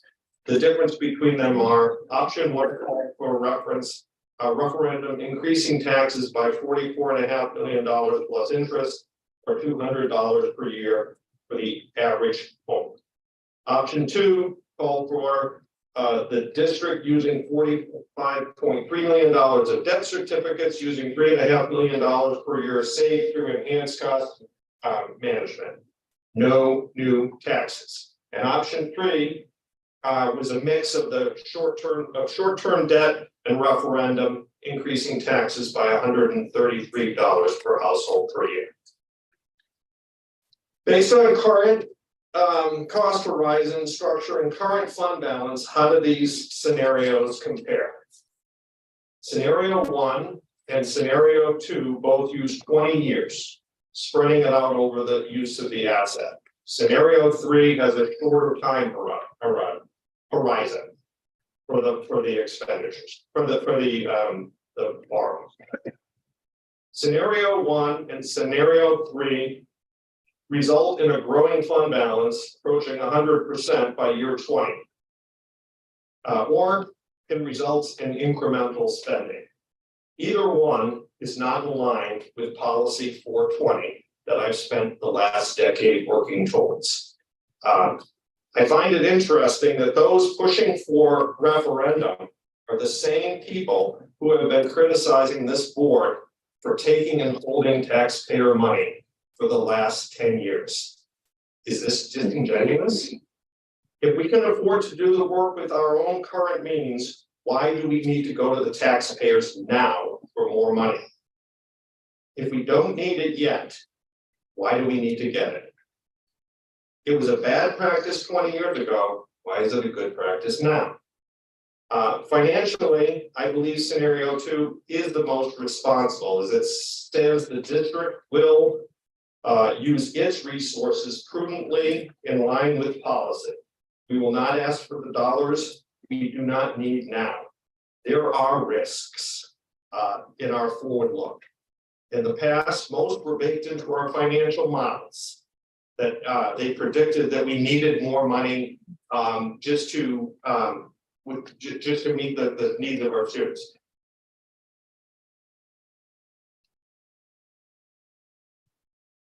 The risks, I gotta read my, can you read my? I'm good. Yeah, my computer went. So what are some of these risks? So that we are informed. One, we could see a major enrollment shift. That was what was one of the key threads back in the 2010 to 2015 that was driving that. We could see cost shifts into the district, such as pension. If inflation were to remain above 5% when the district is limited to 5% because of PTEL, that's a risk. We could see cost overruns in the capital work. We could see local market employment does not follow national CPI indices we are held to. And we could see abandonment of the discipline adopted that has brought our spending in line. They're all risks. In the past, many of these risks were baked into our financial model.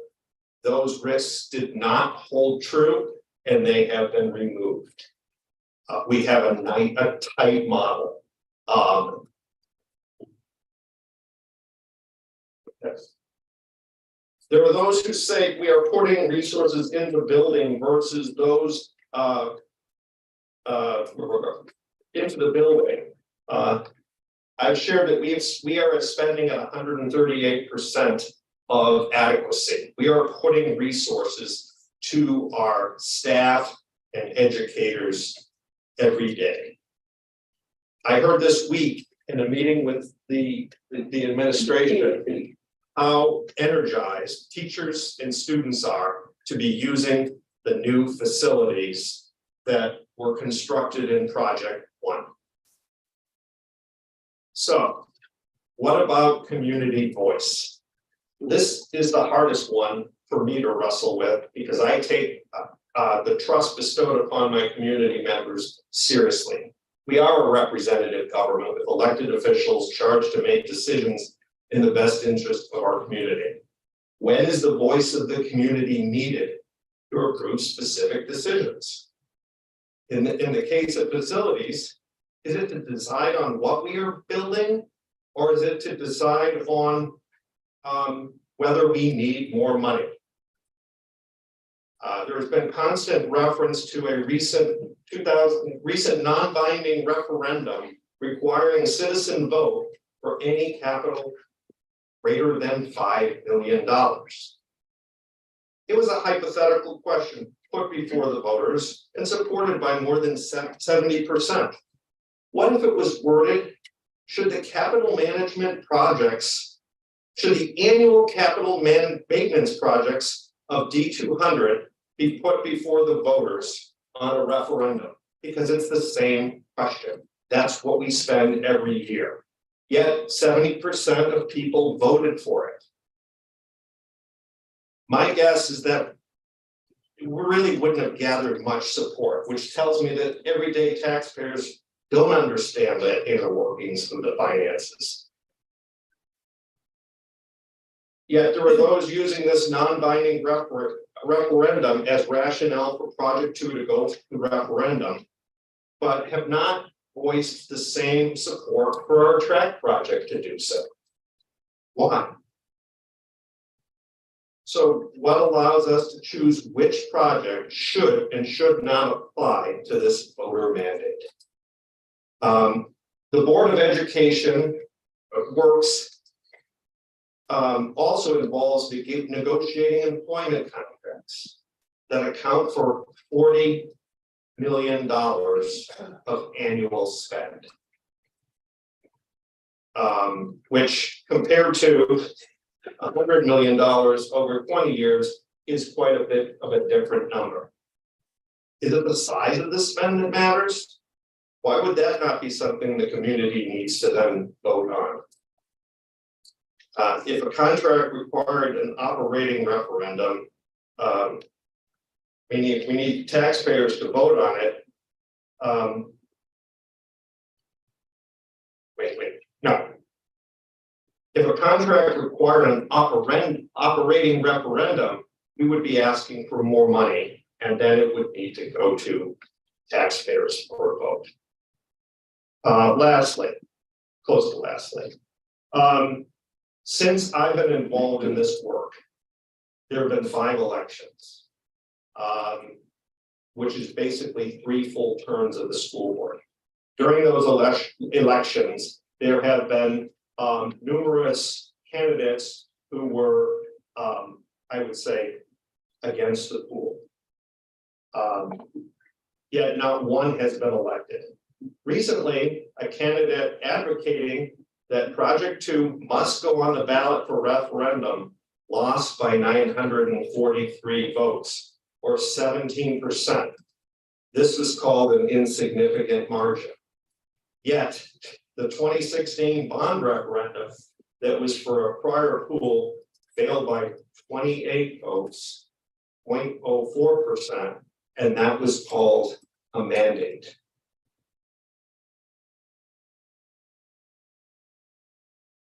Many that I've spoken to since that referendum say they voted no, not because they were opposed to investing in our facilities, but that we should do so with more comprehensive facilities plan. Lastly, this whole process, the Imagine process, was a community-led Imagine team that intentionally sought voice from all sides. I don't agree with all the answers, but I support the work of that committee. So I believe that Project 2, coming out of the community-led Imagine long-term facilities plan, is the right work to do for the long-term benefit of our students and community. And after 10 years, it is time to act. I believe we should not ask our community for more money at this time. We don't need it today. We should operate within our financial policy and continue to execute financial discipline and to maximize the value of our tax dollars. And as such, I don't feel that we need a community vote since we are not asking for those dollars. I have to take this moment to simply say that I was going to try to say what Tom said, but Tom said it so much better than I can say it. So I too support that certificate. I'm voting for Max and Max's little brothers. They're the ones we're doing this for.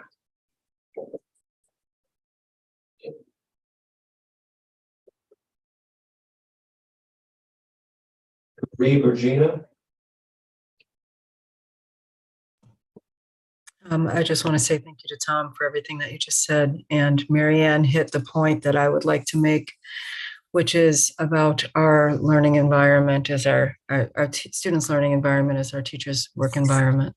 I also wanted to point out there's been a lot of conversation about equity and what we are and are not considering as we move forward with this decision. And I think no one except the people who have been in these discussions for as long as we've been in them fully understands all of the considerations that we've made. I appreciated one of the public comments that said that tonight. I as a life, someone who grew up in Oak Park and attended these schools and continues to stay committed to what we have said we are going to do here. And in my term, having been questioned a number of times about the equity concerns, and also having been a person who received death threats in my term, I think for advocating for racial and social justice in our schools, specifically this one, I think as we begin to unfold this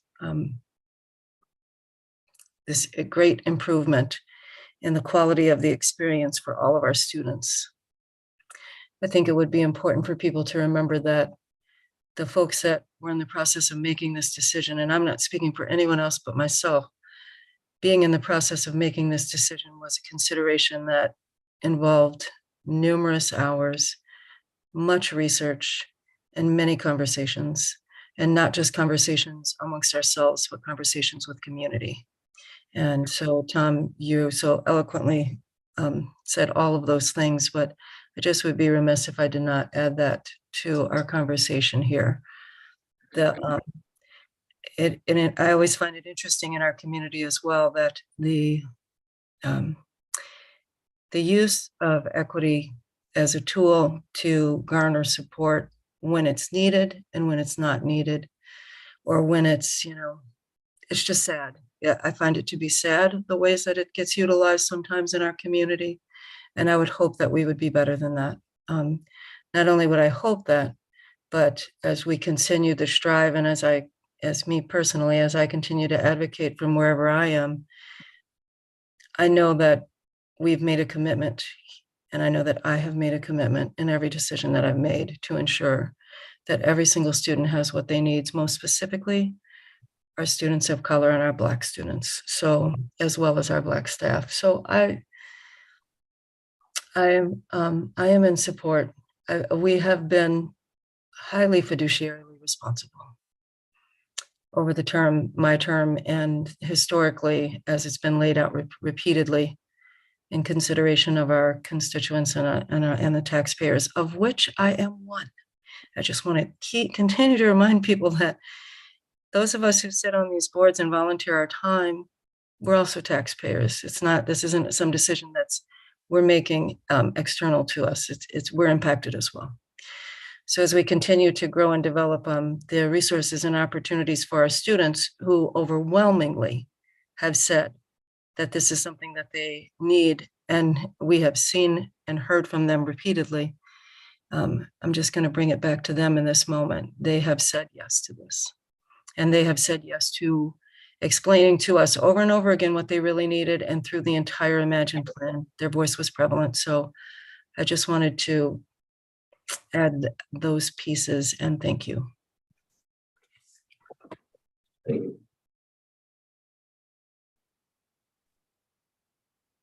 I'll keep it short. I've said enough on this topic regarding how equity has been used as a tool or whatnot, and Gina summarized it pretty well. So won't belabor that, but I will quickly address or kind of question. Well, I'll do this outside of the meeting. We can do that another time. However, I ran for the school board. Was for equity, is for making sure our schools act for all of our kids, particularly our Black students, and make sure they have a voice, because sometimes they're voiceless. And I'm not sure if I'm being questioned if I'm doing that. I'm not sure if the work I've been doing here has been put into question. I'm not really certain if that was what was intimated. But if it was, we're gonna have a different conversation outside of this meeting, because I only ran for this volunteer position to fight for the justice for our kids at the school. And if that's being questioned, then that's really offensive on every level of it, because it's possible to improve and keep our facility working, fiduciary responsibility to do so, as well as make sure our students of color have what they need to be successful. And I've said it before, and I'll say it again. We are not going to fix this gap overnight. I know white people in this community want to get it done with because it's maybe glaring, maybe it's embarrassing, but this is a very old problem. It's not going to happen overnight. Us In the Black community, we know that. We know how we got this position. We know how long it's going to take to get to it. We're not surprised it's going to take decades to get to a part where we're equal level playing field with our counterparts. But we keep doing the work. As exhausting as Gina and I are, I'll speak for, I'm sorry, in that aspect, exhausting as it is to live in a predominantly white community and to fight for justice for the children at the school and for ourselves, to have a question is very irritating. So let's shift to what the financial part of this. I have only, from the very beginning, looked at it from a financial standpoint, what makes sense financially for the district and the school and the taxpayers. This is why on the CFC committee, I asked them, can you not make it about referendum or non-referendum? Because that's a different discussion. Can we talk about what is the most fiscal responsible action to move forward to get this done? They gave us 3 options they presented. In a perfect world, I'd like to do option, I hate these options, the combination one, right? I like to do that one because in my mind, that's the lowest cost, provides a good amount for future use for borrowing, and it shortens our operating debt repayment. But I know it's not going to be the support of the board, so I won't try to push that agenda, right? I will do what's in the best interest for our community and the board. So I'll let you hear from the rest of the board members as we conclude how to move forward. But this solely for me has to do with finances, not equity, because equity is a separate discussion that we have to fight with daily and continue doing so.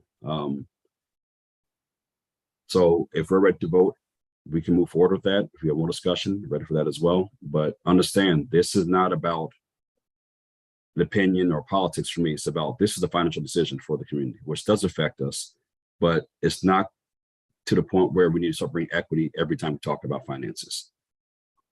It really isn't. So when we have future discussions about equity, I hope these same people are showing up and fighting for the same equitable treatment of all of our students at this high school, not just for this pool project, as we like to call it, but every time there's an equity issue, I expect to see each one of you at our board meetings supporting us. That's all I have. Thank you, Kareem. Right.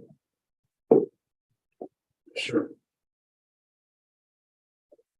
As I said in our last meeting, that I really struggled with this decision. The struggle in my mind has been, students versus community voice. Some things, even up till tonight, first of all, I want to thank everybody who came and spoke. I appreciate it. And I take some comments to heart. And so tonight, some of those comments definitely affected me. I go back to, when Sarah and I were first elected in 2015, we didn't realize what we were getting ourselves into with this, especially with the pool issue, which is, there were 2 failed attempts. And that's, why I made some of the comments. We were in a much different position at that point in time than we are today. But I remember when Joy Lynn came in. Joy Lynn came in the summer of 2016. And the pool project referendum was foisted upon her. She had nothing to do with it. She had no influence on the project. She came in, it was already up and running, and there was going to be a referendum in the fall. And it was her duty to go, and I went with her many times around the community to inform the community, the various institutions and factions and people in the community of what the project was. And it was strictly informational. And for someone in her spot, this was not her project. She had nothing to do with it, but it was her job to go out and inform the community. The referendum lost by, I think, 26 votes, I think was the number. Some people say 28, whatever. the one thing she did not do was ask for a recount. It was a very small percentage that Tom pointed out. Right? What she did was gave it some great thought. And created a plan to bring the factions together. All right, and to get a community consensus.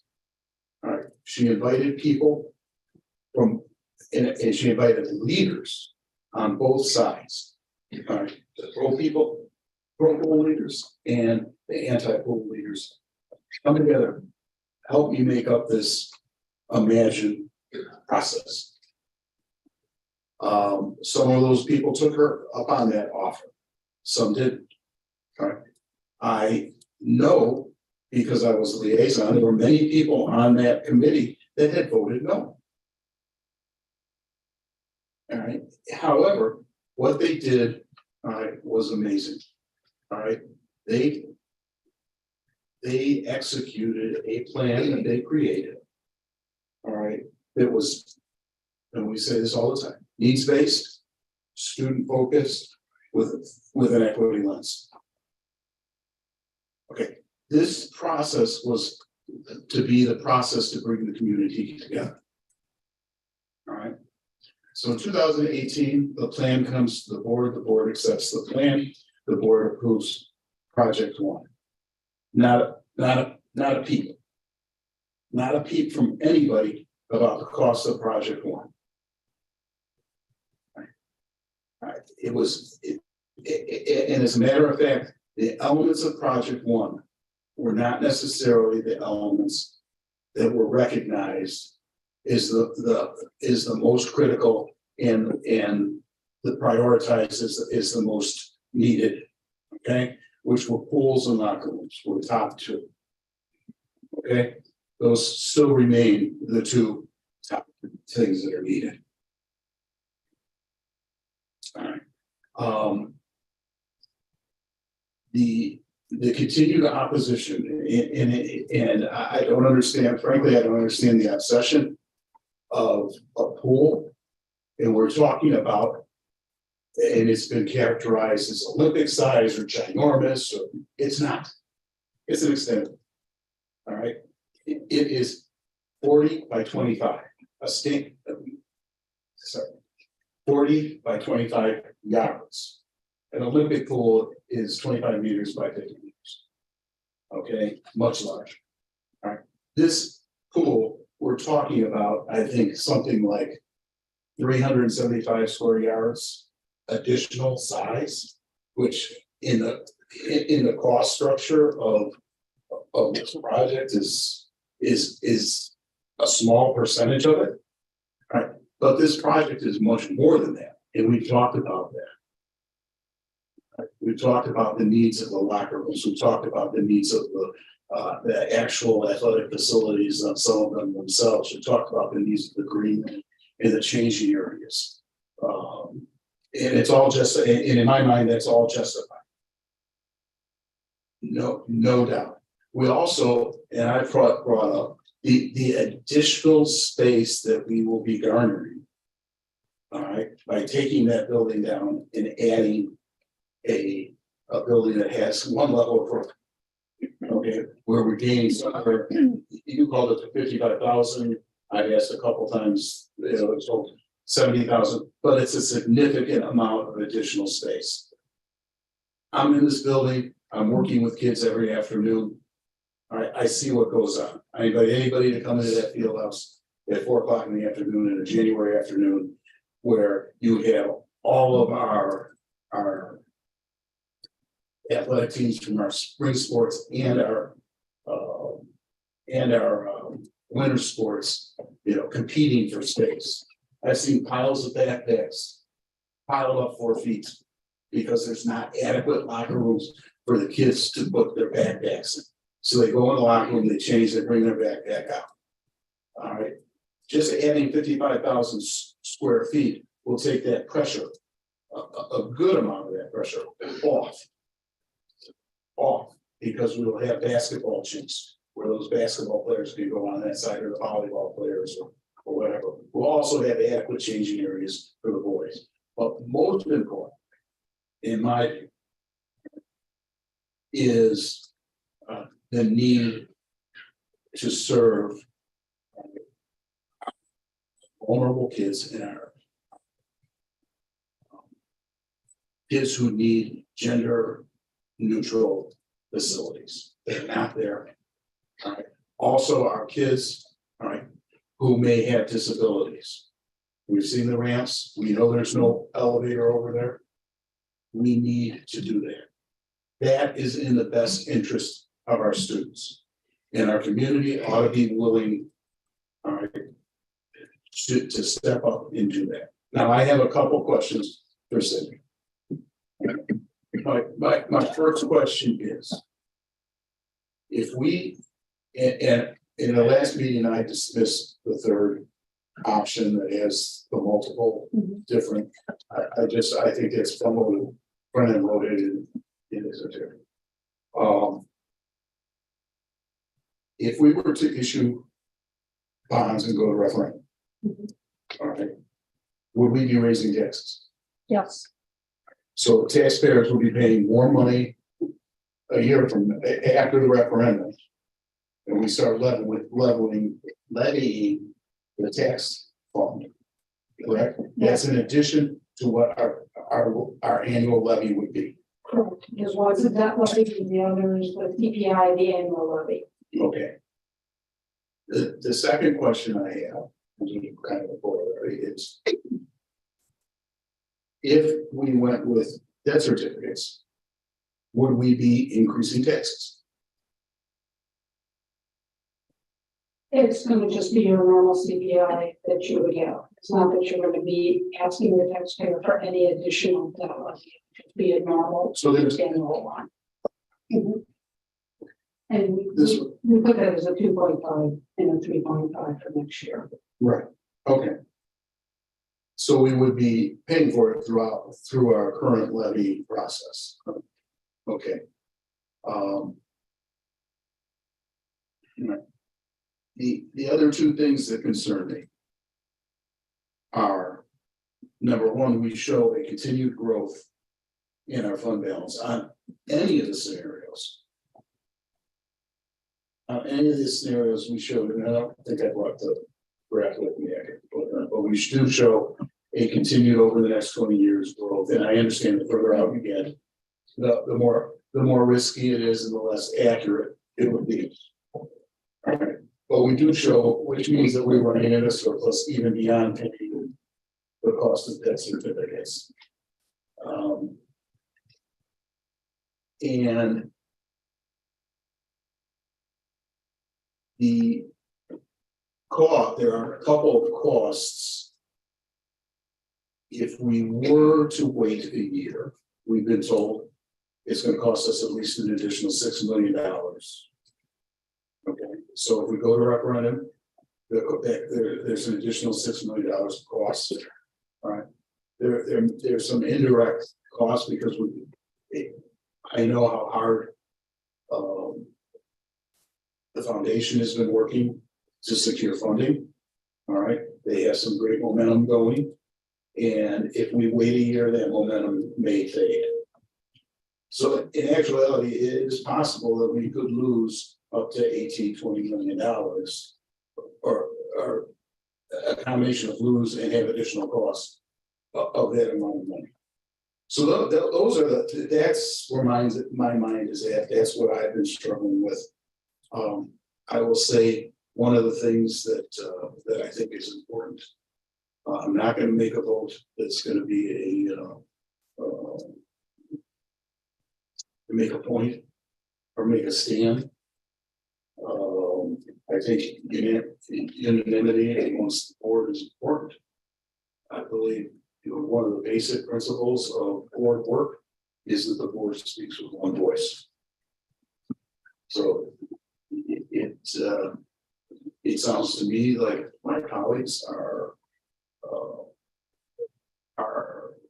have made the decision to move forward with death certificates, at least the majority. And if that's the case, that's how I will vote, because I believe it needs to be unanimous. Just, Fred, just, a couple pieces to your questions, just to be as factual as we can be from what the CS has said. So the $6 million increase from 2024 to 2025 is the project cost. There are some offsetting costs because you'll have your money in the bank longer. So that's, there are some takeaways, just to be fully transparent that come up, and that information is in the 5-year projection model. Which the 5-year projection model is based on, real costs that are known. And your point, once you get beyond 5 years, you're predicting based on Your cost estimate. what you can use. Right, So I'm gonna be much briefer than I've been in the past. Just a quick summary of my decision tree here. Number one, does this work need to be done or is it a want? Very simple, it's a need. The facilities are unsafe and inadequate. They're unsafe and inadequate. It's not a question of, gee, we have a perfectly fine football field over here, but we'd like nicer stands and a bigger. It's not that. The facilities are unsafe for our students. So then it became in my mind, what is the right way to pay for doing work that we absolutely have to do? That the community's been involved in crafting, right? The community's been involved in this since the Imagine Plan. And yes, you could go to referendum, I guess, but that would be asking the taxpayers for more money. Do I feel like, and when Tom, you laid out your graphics last board meeting, do I feel like the discipline that this board has utilized in both its approach to levying and its approach to balancing the budget is likely to be maintained? I think it's far more likely in the current environment than it ever was in the past, because of our new school funding formula in Illinois and the information that gives to the board. Because I mentioned the adequacy target, but for those of you who aren't familiar with how this funding formula actually works, there are 32 elements in the formula, about 27 of which are evidence-based. These elements are costed out for your operation of a school district. They cover everything from the number of faculty you would need to service the number of students enrolled in your school, to your tier 2 interventionists, to your custodians, to your nurses. It covers all those costs. And it says based on best practice and the evidence of what actually works to enhance student achievement, and based on your unique student population, adjusting for your number of low-income students, your special needs students, your English learning students, here's the dollar amount of resources you need for all your students to be able to succeed academically. We're at 138% of that number, which means we don't need to raise money from the taxpayers to invest in an educational system that has the resources to meet the needs of all our students. We have those resources. What we have to do is realign our utilization of those resources over time to ensure that, in fact, we are generating the kind of outcomes that we want to generate, which means high academic achievement for all students and complete elimination of any statistically meaningful correlation between race, ethnicity, social economic status, gender identity, and predictive student outcome. That's the goal. And we can do that.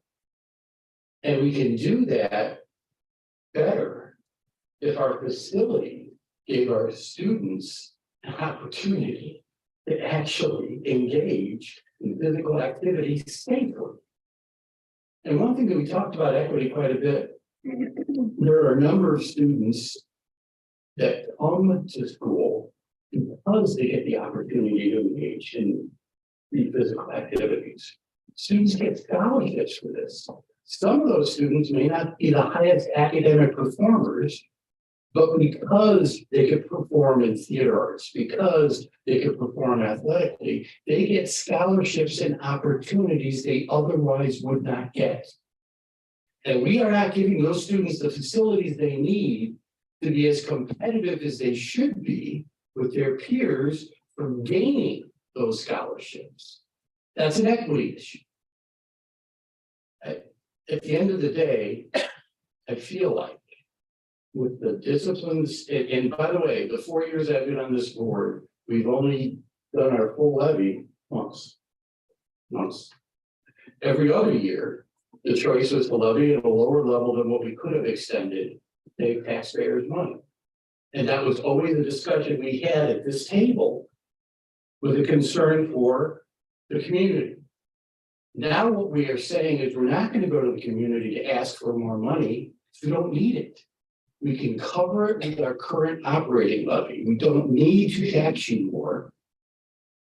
And because we are at 138% of the resources we need to actually educate our kids, what we really need to be doing is that internal evaluation to ensure we are allocating those resources in the most efficient way to generate the best outcomes possible. That's what an equity lens is.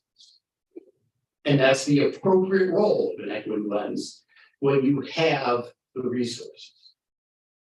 So I'm in favor of the debt certificates because it's the lowest cost. It's the fastest way to get the project done. And, you know, I'm assuming, Gina, you and I have both been the recipients of death threats for our positions here on the board. A colorful story. My favorite one was mailed to me. I saved it. And you know how, like on TV, you see those shows with kidnappings where they cut out the letters from different, they cut out all the letters and from different newspapers and stuff and send me a death threat. But You must have had the same person, Ralph. Must have been the Did same. you have the same one, Gina? Yep. Yeah. So this never is about us or me. And what I've been honored, by the way, about working with all of you on the board, I don't see anyone's ego in this work.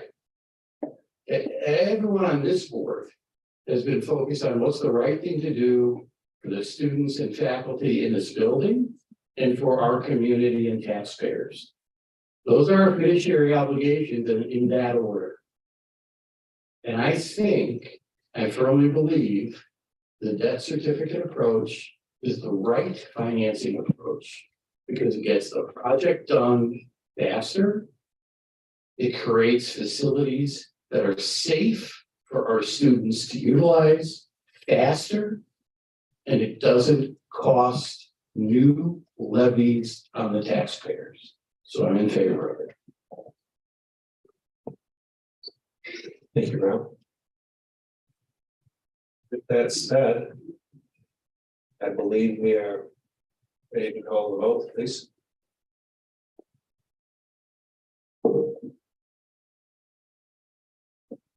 Mr. Henry.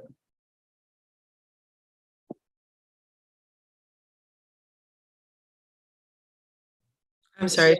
Who did you say? Mr. Henry.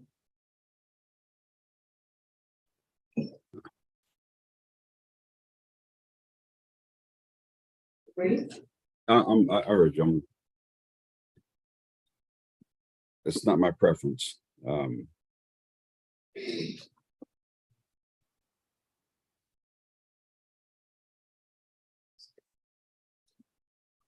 want me to come back to you? Yeah, come back, because I really, just come back to me, please. No. Mr. Montieri. Yes. Ms. Harris. Yes. Ms. Spivey. Yes. Dr. Maharaj. Yes. Mr. Arkin.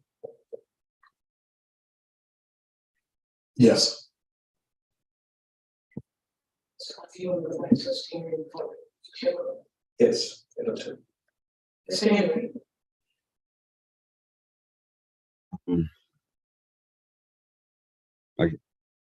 My preference was a different option, and we could have got to it, but I won't belabor it, and I'll just say yes then. Yes. Mr. Costi. Yes.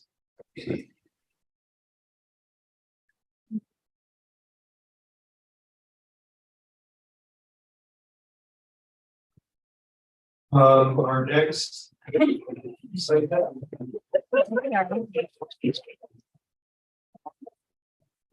Our district. Yes, our district, okay, we'll wait a minute until we have.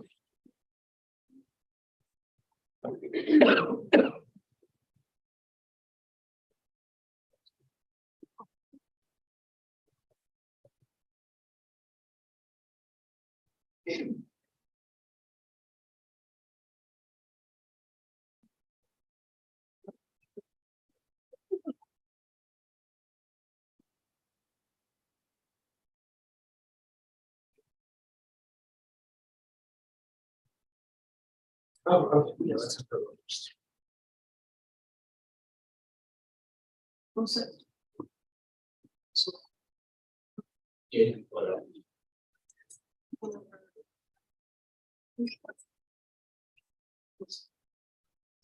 Okay.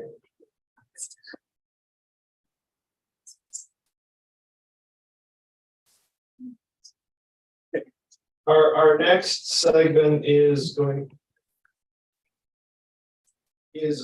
update of our district committee state reports, and today we are having we will have Apple be first, and we actually have representatives from Apple here who will be providing a brief address to the board just to provide some insight, and for the board members, we will be through the course of the year asking each one of these groups once a year to have a chance to actually address the board in person rather than through their. Yeah. So. Thank you.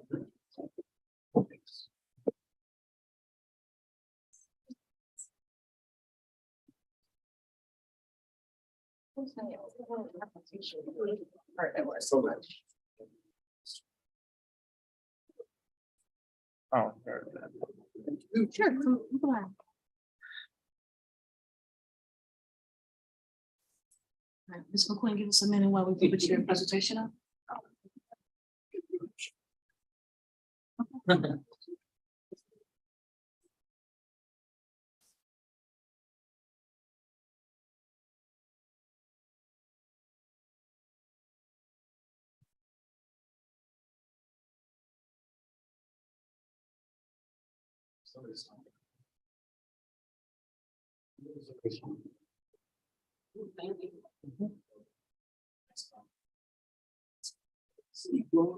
We're ready for your presentation.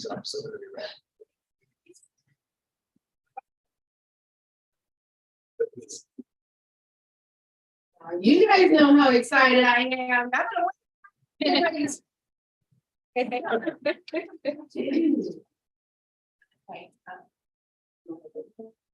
I told my honey you guys would be okay with them taking a picture. Say honey. Good evening. My name is Melanie McQueen. I'm a community member and a parent of a current junior, Avery Brown, and a freshman, Brown. Hey, that's my baby. I've been a CCB member, culture, climate, and behavior committee member since its inception, representing Apple, the only 501c3 African American parent organization serving Oak Park River Forest High School for the past 30 years.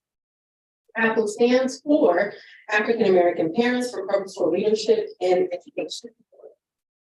The goal of my proposal, and I'm going to try to talk fast here, is to obtain financial support for programs and opportunities to increase African-American parent volunteers, ensure the school's commitment to reduce the number of school infractions by providing equitable outlets for positive experiences. I know that words like immediate, fast, and expedient are taboo to a school board, but we're confident it will work. High school is only 4 years, and it goes by fast. Just think about when you graduated high school. We hope that our report will move you to decide to be an intentional partner supporting the proposal to change the overwhelmingly negative data about African-American students, and also increase the conversation on Black excellence, both in public, behind closed doors, and both integrally and financially. The achievement gap hasn't gone anywhere. I have the clicker.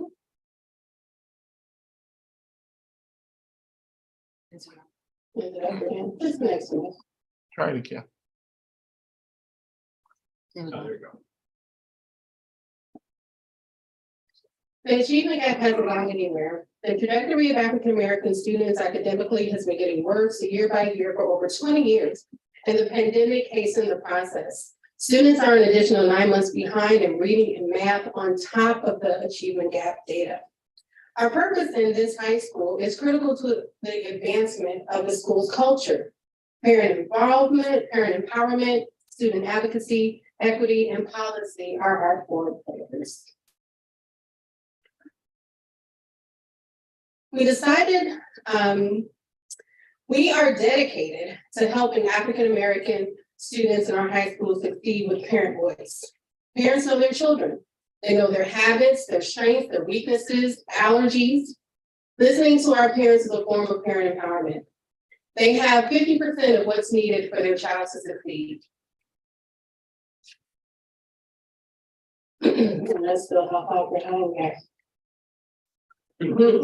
Sorry, I'm marking that on that. Studies show that parent engagement, involvement, and empowerment strengthen our school's classrooms, relationships with teachers, and the school culture. We advocate for Black excellence and scholarship for students. Historically, the Scholarship Cup has had maybe one African-American student. I know of 2 in the 10 years that I've been here. We decided 7 years ago to have a showcase to show how students who come in as scholars, then take a nosedive in their first year, still somehow come out on top and get accepted into a college, university, or trade school. To date, Apple has awarded 9 scholarships. 7 of those were African-American males, and since we have began, 2 of our students who are males have their college degrees, and 1 has her real estate license. This coming Tuesday, we're proud to give 5 more scholarships to African-American students, 4 of whom are in their 2nd or 3rd year of college. Apple is the most critical equity partner. We can identify discrimination and barriers to eradicate harm, and that, my friends, is priceless. If you look at the top chart here,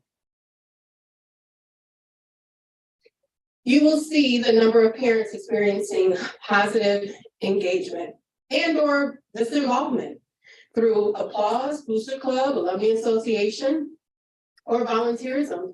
And you see it's almost non-existent. It's the red sliver at the top. There are 610 African-American students at OPRF, and that indicates that we have between 610 to 1,220 parents and or guardians. The percentage that are engaged is less than 1. And that's using the 610 number. And that includes me. And the chart below shows us the negative engagement. This is oftentimes the parent's first interaction with the school after registration. Parents may be called because of issues in class, poor attendance, excessive tardies, unexcused absences, fights, marijuana usage, etc. To quickly define parent involvement versus parent engagement, parent involvement is parent to school relationship. The engagement is the school to parent relationship. You will notice that the negative parent engagement goes up 280%. That's a big red top piece over there. Now I'm going to talk about our strategy for impact. And this more information you'll find in your book that's in front of you. which I created and designed and printed. The strategy for impact encompasses experiential learning, diversity and inclusion, infraction study, and increased parent involvement and or engagement. $24,000 is spent per student for instruction and facilities. That's equivalent to a year of college tuition. Knowing that $100,000 is spent on a child during their time here is mind-blowing, but I do struggle to see the investment in African-American students. We will have an amazing pool, but will we have a Black swim club? Phase 1 money was spent on a common area for students to congregate, but where's the structure and the meeting? We have to put dollars behind intentional engagement with Black parents and promotion of Black excellence. We need to talk about safety issues in our school and the educational crisis African-American students are in. They deserve to know the truth and know the steps that the school is taking to remedy the crisis we are in. A few notable opportunities, which is in your booklet, are AXO, Snowball, HBCU college tour, and traveling abroad. According to the Institute of International Education, only 5.6% of students studying abroad are Black. The data on travel shows the person is more knowledgeable, more marketable, and can command higher pay when they have travel abroad experience. We can talk about travel opportunities with students when they come in as freshmen. Doesn't cost us anything. They will understand the travel opportunities require specific coursework sometimes. They'll also gain access to financial support through community funding. The ideology that students need to ask for what they want is assuming that we have students that come here ready-made. They were as if they were already diamonds. They're not. They're rough coal. We, the community, the educators and parents, are the ones who apply the pressure and shape them. The moment I meet a student who has a clear idea of their goals and a plan to get there, I will know what I want for dinner when my husband asks me. Looking toward the future, we do have goals, which is also listed in your booklet. There was a report done in 2022, 2023 about by the United Negro College Fund called Done to Us, Not for Us. And I'll send it to you if you'd like to see it. It focuses on parent engagement and what African American parents value. And what they found is 66% of parents want to know how to help their kids at home. Studies show that children who have positive experiences and a sense of a belonging do well academically. I don't think that's news to us. African American students make up half of the infractions in our high school. We have less than 1% of positive parent involvement and engagement. 0.3% of our clubs and activities target African American student interests. We have 88, but there are 3 that target African American interests. I have 0 data on earmarked funds for the enhancement of the African American student experience. I do know that we passed the racial equity policy. I do know that we have a racial equity team. I do know we have increased security. I do know we have in-school credit recovery, and I do know we have mentor. I was very adamant about being able to speak before this board put their voting privileges to rest. I wanted to take this time to thank everyone who has worked alongside Apple. And when we were working really, really hard toward that racial equity policy. It took a lot of time away from my own personal family, but it was that important.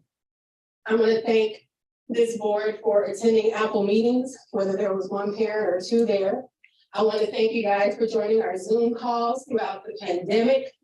And I just want to thank you for reviving my faith in what our school board is capable of doing. I also wanted to thank our past leadership and parents who were never recognized for their contributions made to this school in the name of Black excellence. The data that we are receiving and have been receiving is cause for alarm. In my 10-year volunteering, I have spent 3,520 hours meeting and sharing on a Black experience. At minimum wage, that was a $7,040 value per year. Over 10 years, I've invested $70,400 in this school on this one subject. Next Tuesday, we are awarding up to 5 African-American students with a $500 scholarship. And to me, they are worth the investment. Thank you.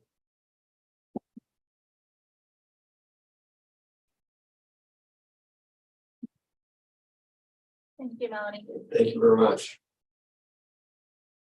Any questions? Ask me at least one. I'll work harder. It's beautiful pressure. Thank you. I must say, I cannot neglect thanking my family and the Apple team, Felicia, my co-president. When I came to Greg to even ask, this started out as an hour that I can talk. I'm really long about this. And then I got it down to 30 minutes. And then I was like, there's so much I don't want to cut. So I still want to share that uncut version with you. I'll email it to you. But I have ideas, and I'm hoping that those ideas spark other ideas to move what we already have in place here forward.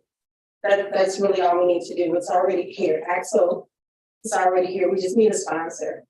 So it's just little things like that. But Melanie, my only question for you was real simple.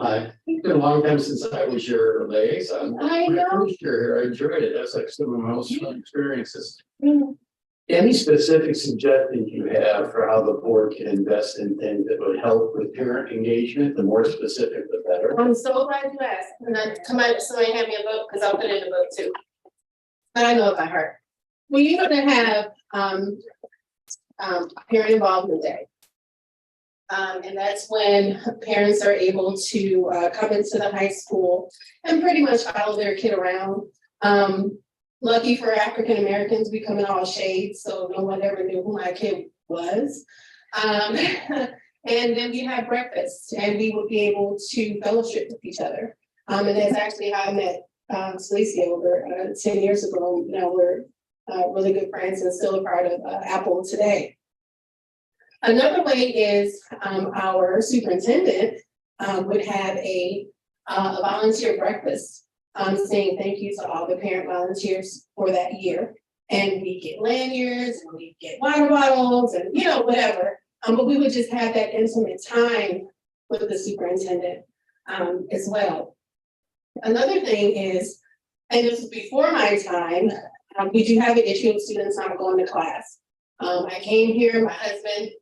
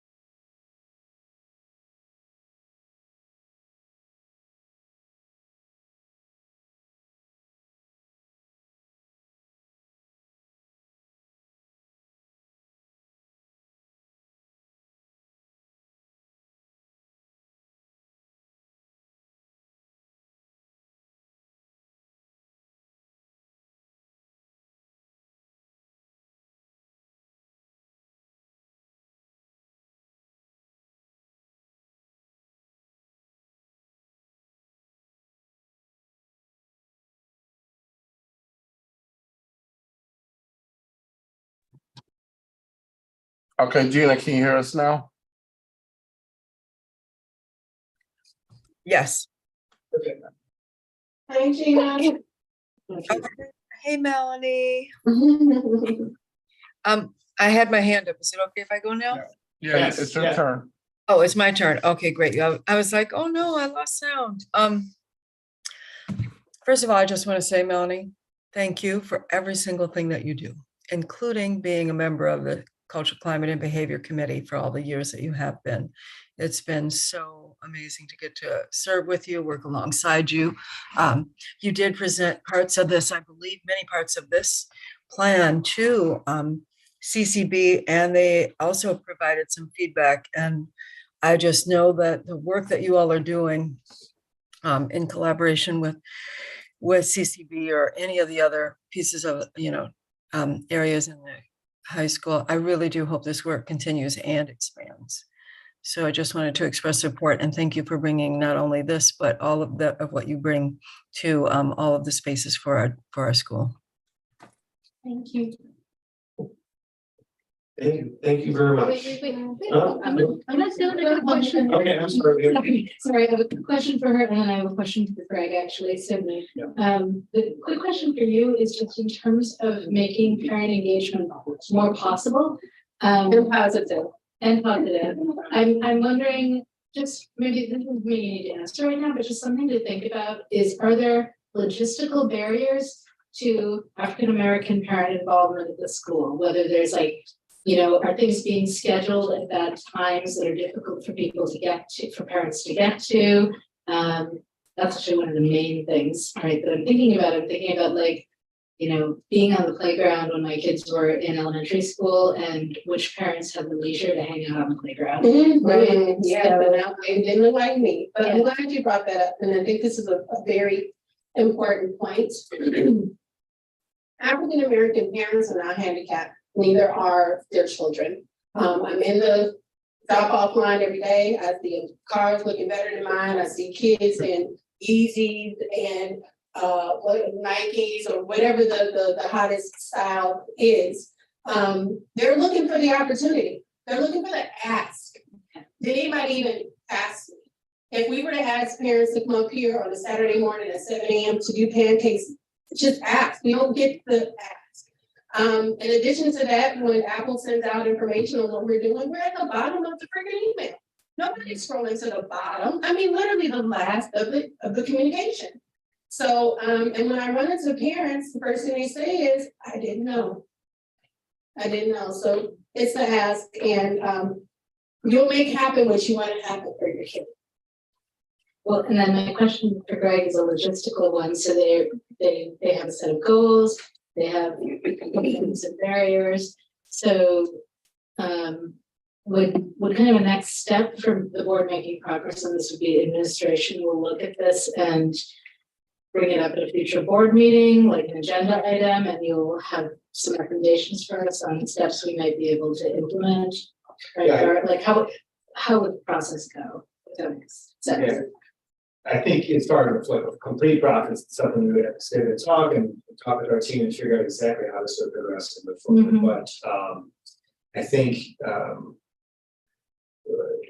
there's a coordination of resources that certainly has to go on before we can figure out exactly what a sequence of that. Well, the first resource I'm asking for is $300 for food when we meet. $300 when we meet.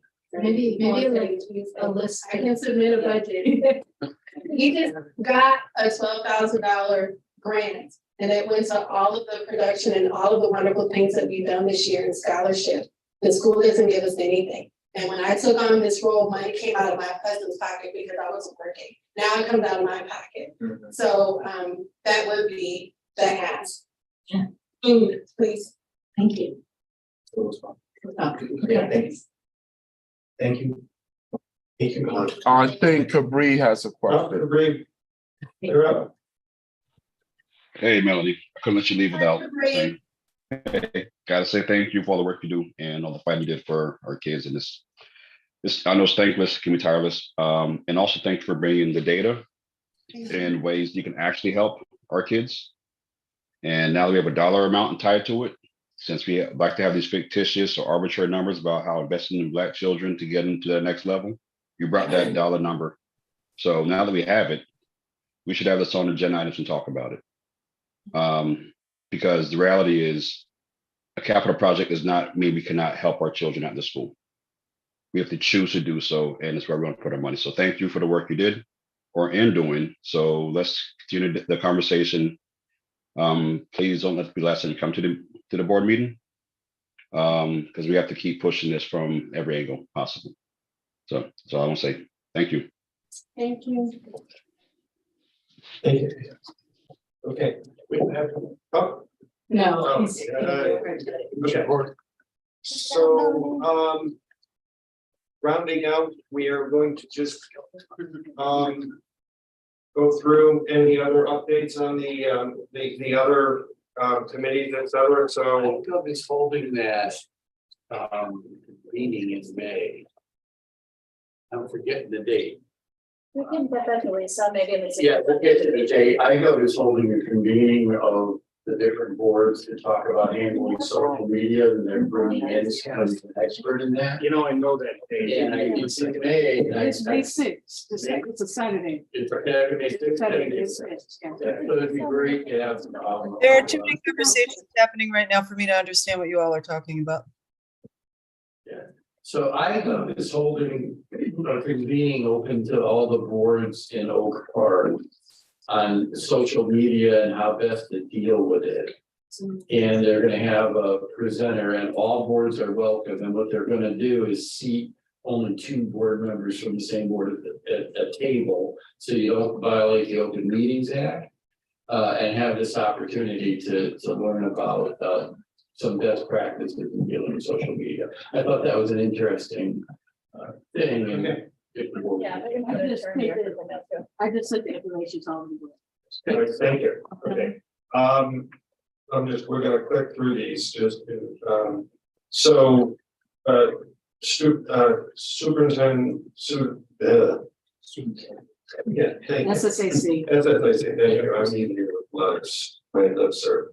Just 2 quick things. We had a conversation, we met last Tuesday was our last meeting, had a conversation about safety and sexual harassment, a variety of the topics surrounding that. We also had a conversation about board meetings and student participation in board meetings, and it's been an ongoing conversation for the board going back for a little while, and there were 4 students who are interested in learning more about how they could be engaged in board meetings, and I'll be meeting with them in advance of our committee meeting on May 11th, and I anticipate those students being in attendance at that meeting on May 11th to continue to learn more about how we function and figure out what next step might be there. So, Great, thank you.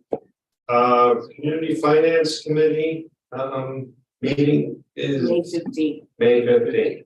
So now there's the next wave. I know there's some specific things that they have talked about. One is spending as a. Yeah, we actually had our planning meeting today, so, okay.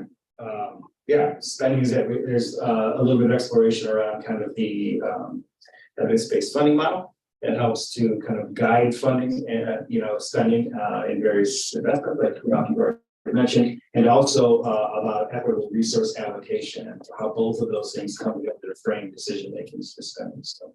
And CCB.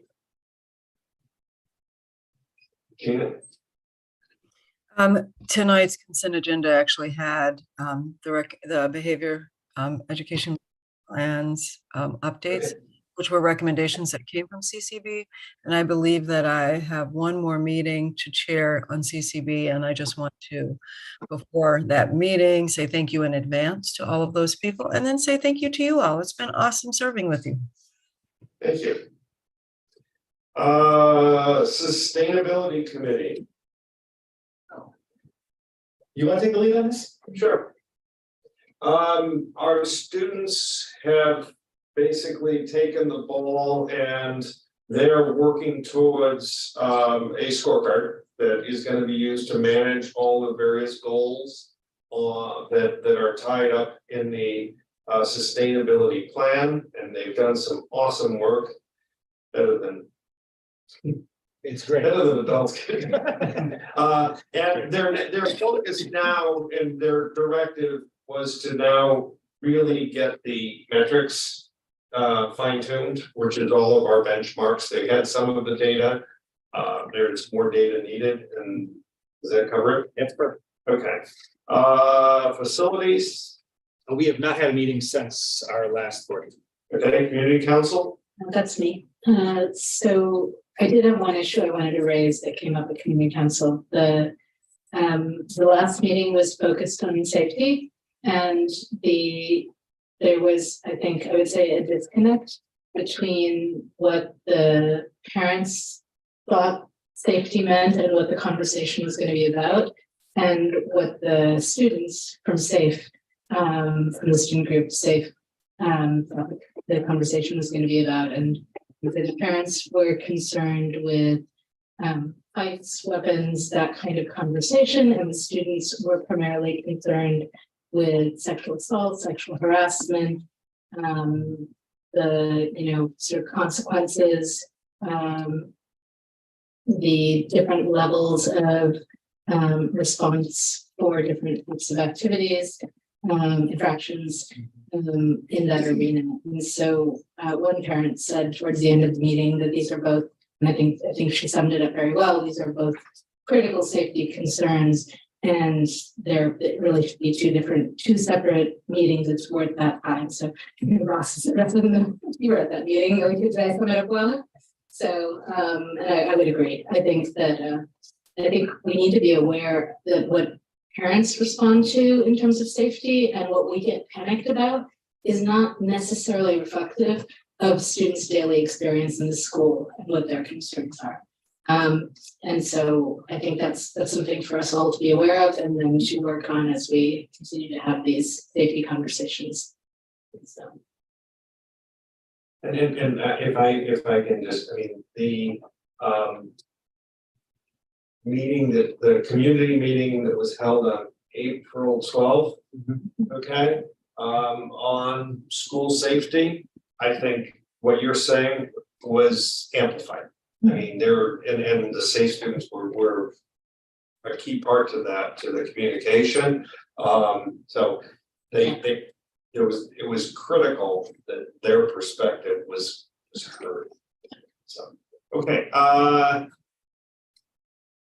boosters.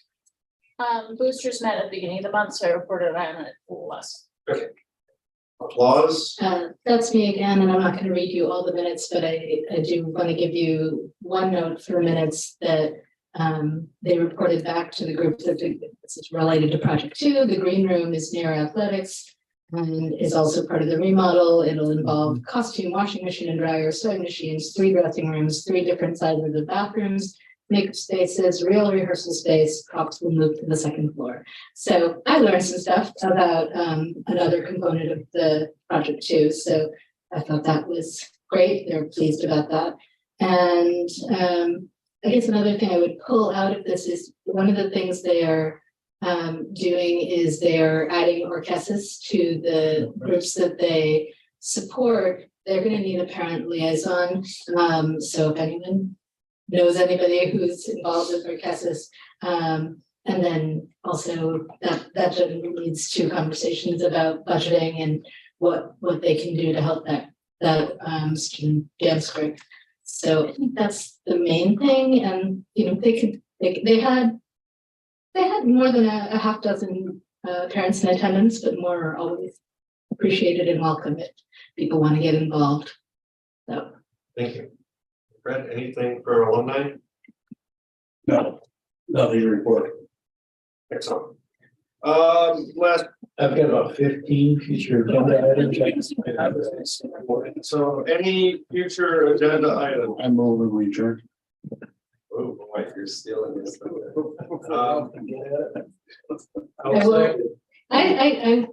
want to be sure that the concerns that safe students raised do make it onto a future agenda item. So. All right, thank you. With that said, We have a motion and second. all in favor? Aye. Aye.